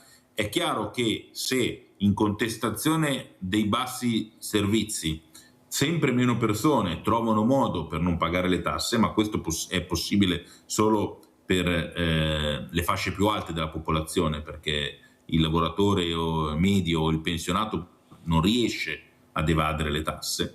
Però se in ragione del disservizio qualcuno incomincia con non pagare le tasse, il disservizio tenderà sempre a crescere, mai a diminuire, per cui non si capisce dopo non si capisce più qual è la relazione causa-effetto. Allora saluto e ringrazio anche Ricky Bizzarro, leader di Radio Fiera. Vorrei sentire Ricky se anche lui si sente un artigiano, visto che sei un creativo, mi viene spontaneo dire che abbiamo un numero uno di artigiano, ma soprattutto la creatività che non viene premiata neppure a questi ragazzi. Non sono loro che devono far capire che hanno voglia di essere creativi, ma qualcuno deve dare loro l'opportunità, e la musica è uno grande strumento. Noi vediamo i concerti, abbiamo maree di giovani, vuol dire che la musica, l'arte e la bellezza gli interessano. Mi sembra che siano poco ascoltati. Cosa dici, Ricky? Dico che c'è un grande disinteresse da parte delle istituzioni verso il mondo del lavoro in generale. Se poi noi andiamo nello specifico nel lavoro dell'artista, nel lavoro del creativo, allora là siamo proprio al disastro totale. Non c'è assolutamente nessun tipo di attenzione, anzi c'è un affaticamento, una volontà di affaticare. Io credo che sia una volontà o una disattenzione, ma sarebbe più grave la disattenzione che la volontà. Perché almeno se ci mettessero la volontà significa che stanno guardando da questa parte. In realtà io penso che sia proprio disattenzione. C'è proprio appesantire ancora ulteriormente il lavoro dei creativi o il lavoro degli artisti. E come tutti sappiamo, visto prima, io ho seguito prima un vostro ospite che ha fatto una citazione di Kennedy, no? Che è bellissima, una citazione: non chiediti tanto cosa lo Stato può fare per te, ma chiediti tu cosa puoi fare per lo Stato.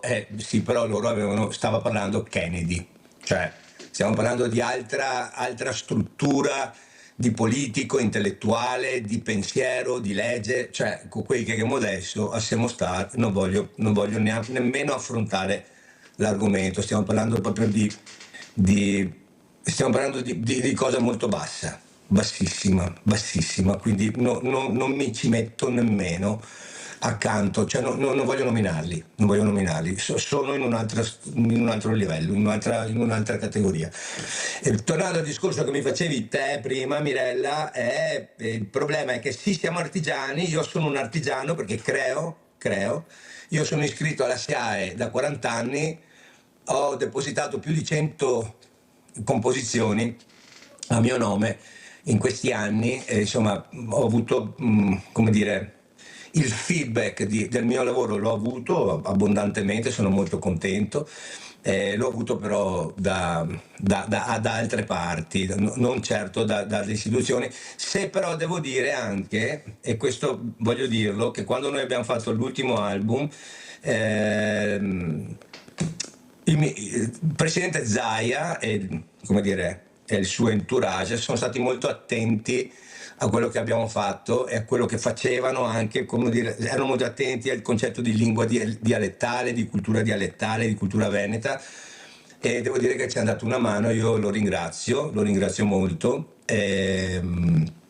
perché ho visto un'attenzione, e quando c'è l'attenzione anche minima delle istituzioni nei confronti di un artista o di gente che crea, io credo che la cosa sia, cioè diventi tutto più facile per l'artista e cioè si sente che sta facendo un lavoro riconosciuto, ecco, questo, perché questa è la frustrazione. Abbiamo Nadia in linea, poi continuiamo. Ricky, vai Nadia. Oh, Mirella, buongiorno ai tuoi ospiti. Niente, io volevo riferirmi perché sono appena rientrata, però ieri mio figlio ha percepito la 13ª. Allora, su 1.700 euro di 13ª si sono trattenuti 563 euro. 563 euro. La 13ª netta 1.100. Mio marito pensione 13ª 641 euro di IRPEF. Avevano detto che la 13ª era detassata, ci avevano promesso, ma ho visto che è il doppio. Non tengono le promesse fatte, veramente. E dopo vediamo gli ex consiglieri che vanno a casa con 33.000 euro dopo aver fatto 5 anni e 66.000 euro quando ne hanno fatto 10. Dovrebbero vergognarsi. Grazie, arrivederci e buone feste. Grazie anche a te Nadia. Allora, quello che veramente traspare, professor Massagli, è la casalinga che fa, come si dice una volta, i conti della serva. 1 più 1 fa 2, cosa sta succedendo? I conti non tornano, ecco, però quello che stanno colpendo sono le fragilità e non possono neppure ribellarsi. Quello è quello che ti aspetta e quello ti do. Prego, professor Massagli. Non ce l'abbiamo? Eccolo qua.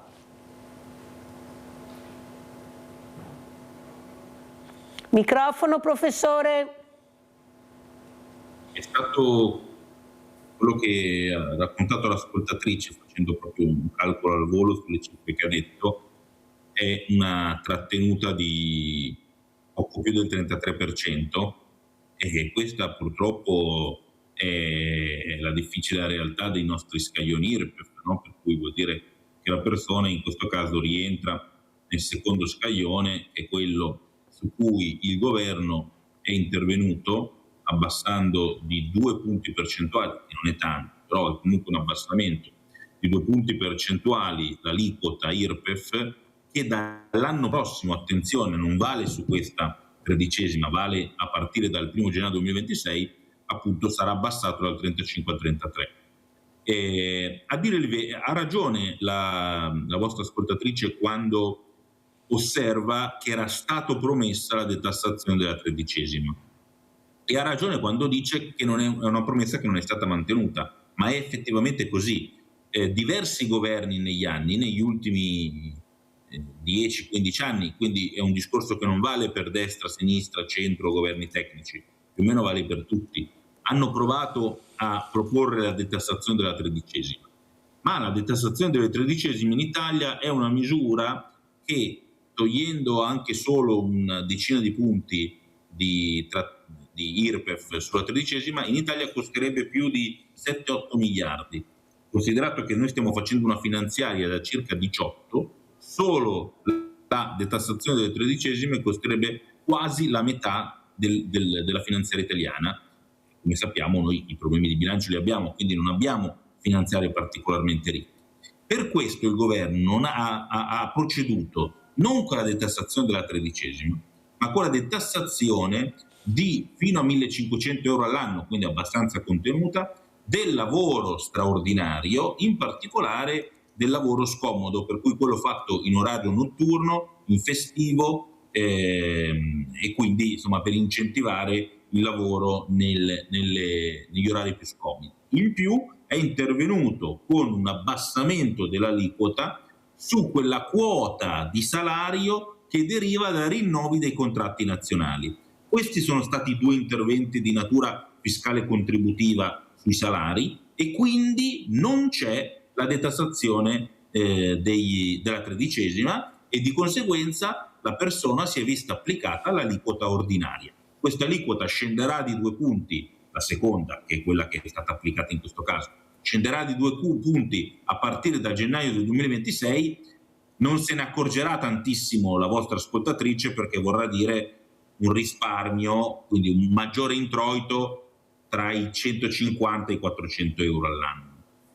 Molto chiaro, professore, però bisogna capire anche la proporzionalità, perché un aumento a quello che prende 1.200-1.500 euro è irrisorio, ma quello che prende 4.000 euro, 3.000 o 5.000 euro è diverso. Allora io vorrei capire dove si dovrebbe togliere e dove si dovrebbe aumentare, ma non si fa questo, perché si dà sempre di più a quello che sta già bene alla fine. Prego.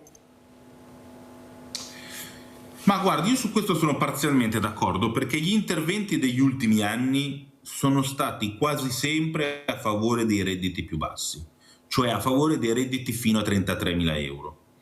Ora è vero che in Italia il reddito medio dipendente dichiarato è tra i 24 e i 25.000 euro, però questo è un dato che non rappresenta la realtà. Se noi ci giriamo nelle nostre città, io sono lombardo anche se insegno a Roma, quindi se giriamo nelle città lombarde ma anche nelle città venete, viene difficile pensare che lo stipendio medio sia effettivamente di 25.000 euro. Per cui ci sono sicuramente delle risorse che vengono sottratte alla tassazione e perché il livello della vita diffuso che noi vediamo non è corrispondente a queste cifre. Comunque gli interventi degli ultimi anni sono stati quasi tutti a vantaggio dei lavoratori e dei pensionati che prendono meno di 33.000 euro. Certo, essendo relativamente basso il loro stipendio, loro se ne accorgono meno perché la quota di tasse che pagano non è elevata in proporzione a chi guadagna di più. Quindi il taglio della loro tassazione per loro è percepito meno rispetto a quando vengono tagliate le tasse dei redditi più alti. Quest'anno il governo, avendo fatto negli ultimi anni interventi sotto i 33.000 euro, ha provato a intervenire sui redditi del secondo scaglione IRPEF, per cui per i redditi che vanno sostanzialmente da 28.000 a 50.000 euro, abbassando di 2 punti percentuali questo scaglione. Questa è un'operazione, diciamo, politicamente ovviamente criticabile o non criticabile in termini di opinioni, però ha un senso economico, anche perché il grosso della tassazione nel nostro paese pesa esattamente su questo scaglione, cioè su coloro che guadagnano da 28 a 50.000 euro, e non si può far passare l'idea che chi guadagna tra i 28 e i 50.000 euro oggi in Italia con i nostri costi della vita sia un privilegiato, sia una persona ricca, perché questo è sbagliato. Allora piuttosto si vada a intervenire su chi guadagna più di 1 milione di euro o su chi riesce a distribuire le proprie spese su soggetti giuridici diversi perché ha la possibilità di farlo e guadagna cifre molto elevate. Questa infatti è una proposta sul campo, quella di inasprire la tassazione su redditi molto alti per ricavare risorse per il ceto medio e il ceto meno ricco di risorse. È però un'operazione molto delicata perché sostanzialmente finisce per essere un'operazione che rischia di fare fuggire redditi all'estero, perché chi guadagna molto è chi ha la possibilità di spostare i redditi, mentre il pensionato e il lavoratore medio non ha la possibilità di spostare i redditi all'estero. Chiarissimo, veramente la ringrazio professor Emanuele Massagli per come ha spiegato la complessità di questa politica veramente industriale, politica monetaria, ma soprattutto la politica del lavoro. Non riusciamo veramente a venirne fuori. È un banco solidale, professor Massagli, e vedo sempre di più famiglie per bene che con 2 stipendi, ripeto 2 stipendi, non ce la fanno ad arrivare alla fine del mese.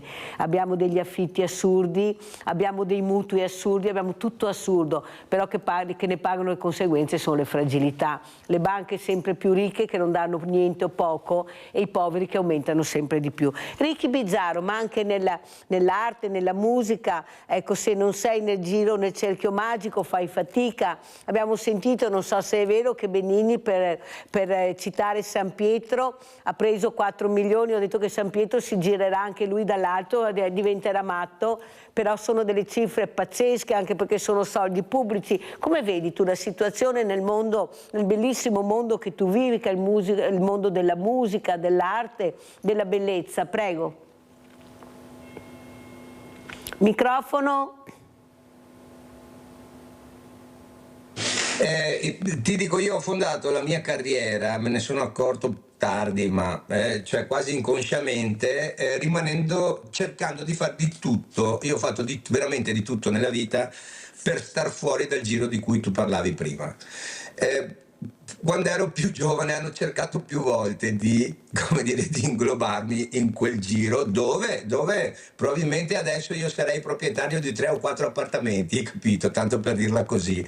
Ma ho sempre rifiutato, ma per carattere, cioè non riesco a stare dentro a certi circoli, ma proprio di carattere mio. Quindi io ho sempre, sono sempre rimasto fuori e al di fuori ci sono altri circoli, te lo posso assicurare, ci sono altri binari, ci sono altri ambienti in cui tu puoi vivere, sopravvivere a volte, ma dignitosamente, facendo quello che vuoi, senza che nessuno ti dica cosa devi fare, senza nessuno che ti dica come devi vestirti, come devi parlare, no? Cioè, a prescindere dall'arte che tu fai. E quindi esistono queste cose. Dopodiché, sai, devi sempre implementare il tuo lavoro con qualcos'altro. Io ho lavorato molto cioè nell'organizzazione anche degli spettacoli, nell'organizzazione degli eventi, sempre rimanendo nell'ambito, però sono una persona libera e che può dire quello che vuole senza nessun problema di perdere il lavoro, di perdere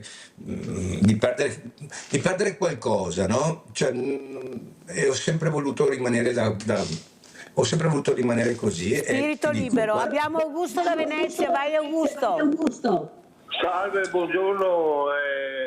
Volevo dire una cosa in merito a prima che diceva lei che ci sono famiglie che con 2 stipendi non arrivano a fine mese. È vero, perché finché hanno figli e mandano i figli all'asilo nido e pagano 700 euro diretta per sti ragazzini, guardate che sono a vecchie lire 1.400.000 lire. Insomma, siamo al delirio totale.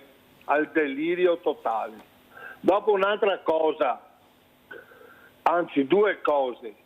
La prima è che io sono pensionato, quasi pensionato. Allora, quando mi dicono che ho mio figlio che mi paga la pensione, guardi, il primo impulso è di tirare un ceffone sul muso a quello che me lo dice. Perché allora io vivo sopra, la mia pensione me la paga mio figlio, vivo sopra le spalle di mio figlio e i miei soldi dove sono andati? Ecco, capisce? Seconda cosa, dopo che ho pagato i miei contributi tassati per la pensione, devo pagare ulteriori tasse alla pensione. E dopo qualcuno viene tanto a sbatolare, sbletterare che siamo noi che distruggiamo l'Italia, che siamo noi troppo pensionati, ci sono troppi pensionati. Grazie Augusto, devo chiudere perché non ce la faccio, avrei piacere che rispondesse anche velocemente il professor Massagli. E come ci saluta professore, perché sono in chiusura, prego. Lei mi mette sempre un po' in difficoltà, però io, come sa, sarò sempre molto schietto. Il vostro ascoltatore ha ragione a lamentarsi, perché uno che ha lavorato tutta la vita e ha versato i contributi, se l'è pagata la pensione. Però molto spesso viene detto che i figli pagano la pensione per un motivo tecnico, non per un motivo di responsabilità generale. Cioè il motivo tecnico è che l'INPS non mette da parte le risorse che tutti noi versiamo con i contributi, ma le utilizza nel momento in cui le introita. Quindi l'INPS non ha un conto intestato a noi vero, come se fosse una banca che nessuno ha mai toccato. Quel conto è costantemente utilizzato. Quindi per riuscire ad avere le pensioni oggi c'è bisogno di qualcuno che versi i soldi oggi, perché non ci sono le risorse versate da ognuno di noi in passato. Per questo che si dice che i figli pagheranno le pensioni, che è un modo per dire in realtà non che non sia dovuta, ma che se poche persone lavorano o tante persone lavorano ma versano molto poco, l'INPS non ha le risorse per pagare chi ha acquisito il diritto ad avere la pensione. Questa era la prima cosa. La seconda, e poi chiudo velocemente. Chi ha lavorato tutta la vita e ha versato i contributi. Si è bloccato perfino il professor Massagli. Quando si parla di contributi e di pensione, vedete cosa succede? Allora, Ricky Bizzarro, andiamo da Ricky Bizzarro. Ecco, come vuoi chiudere, Ricky, dopo aver sentito anche il professor Massagli? Penso più chiaro di così non si può, ma anche il cittadino a casa, il telespettatore che ha chiamato. Infatti è stato molto interessante sentire il professore ed è sempre interessante ascoltare persone che hanno qualcosa da dire, soprattutto che sanno cosa stanno dicendo. Ma c'è questa discrepanza molto forte, Mirella, e tu lo sai bene, tra quello che si dice, anche giusto, tra i numeri e la realtà percepita da chi vive la quotidianità. Allora c'è questa grandissima discrepanza. L'ascoltatore che ti ha chiamato prima, che ha detto i miei figli, ed era visibilmente arrabbiato e aveva tutte le ragioni per esserlo, naturalmente. Perché? Perché vive una realtà che non è percepita, non viene capita da chi tratta i numeri.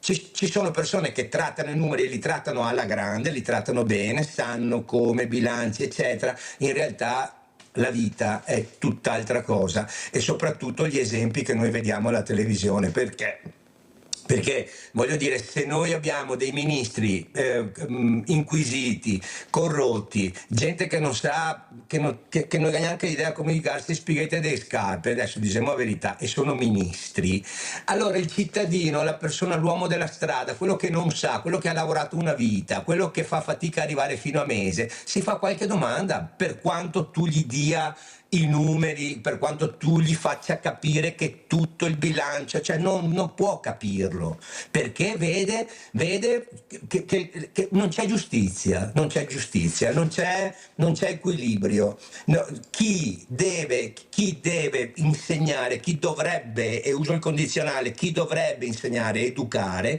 sono i primi a essere diseducati, e quindi non c'è questa cascata cioè a cascata, l'educazione a cascata, le persone che ti insegnano e che danno l'esempio, non c'è nessun esempio da seguire. Questo è il problema. Ecco perché la gente telefona e sono arrabbiati, ci sarà sempre più gente arrabbiata. Perché non abbiamo gli esempi, Mirella? Come ci saluti, Ricky Bizzarro, con quale augurio? Intanto vi auguro tanta serenità, se è possibile averne in questo periodo. Poi il Natale, sai, il Natale è una cosa bellissima dal punto di vista adesso del consumismo, no? Allora tutti quanti, lucette, regali, eccetera, la gente, come dicevi te prima, fa fatica arrivare a fine mese, no? E quindi il Natale può essere anche un'arma a doppio taglio, cioè per tante persone. Il Natale è qualcosa che ancora opprime ancora di più e ancora intristisce le persone, quelle che non stanno bene, perché non possono viverlo come il capitalismo, il sistema capitalista vorrebbe che tu vivessi il Natale, quindi come con le lucette, con le slitte, andare in vacanza sulla neve e fare tantissimi regali. Questo è il problema grosso, quindi io vi auguro tanta serenità a prescindere dal Natale, che siate sereni e a salute è importante, come che dicevi Vecchi una volta, che sono vecchio anche a me adesso. Ma diversamente giovane, Ricchi, diversamente giovane. E serenità, sì, Mirella ti voglio bene. Grazie a Ricchi Bizzarro dei leader di Radio Fiera, vediamo se è tornato il professor Massagli, che lo salutiamo, non è tornato il professor Massagli, allora noi lo salutiamo, mandiamo invece il disco, almeno questo di Ricchi Bizzarro, Occi Bei, e dopo andiamo a vedere l'assegno di Mirella e noi ci vediamo domani mattina sempre con nuovi ospiti e tante riflessioni. Grazie, andiamo a vedere e sentire Occi Bei di Radio Fiera e poi l'assegno di Mirella, il vostro assegno.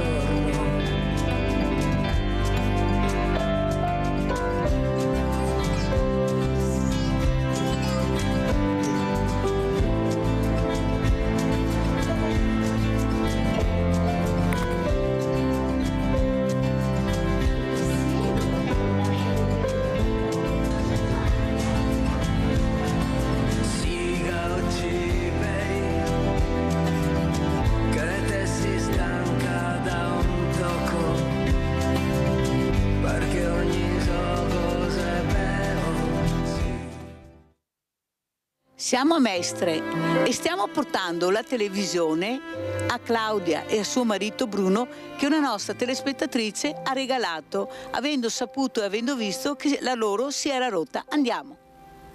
Ciao Bruno. Oh là, ciapa qua. Oh, questo, ecco qua, da parte di Arita. Cosa ha voluto dire Arita? Grazie della televisione, perché sono senza. Com'è stato? Studio per guarire la l'ulcera venosa che ho.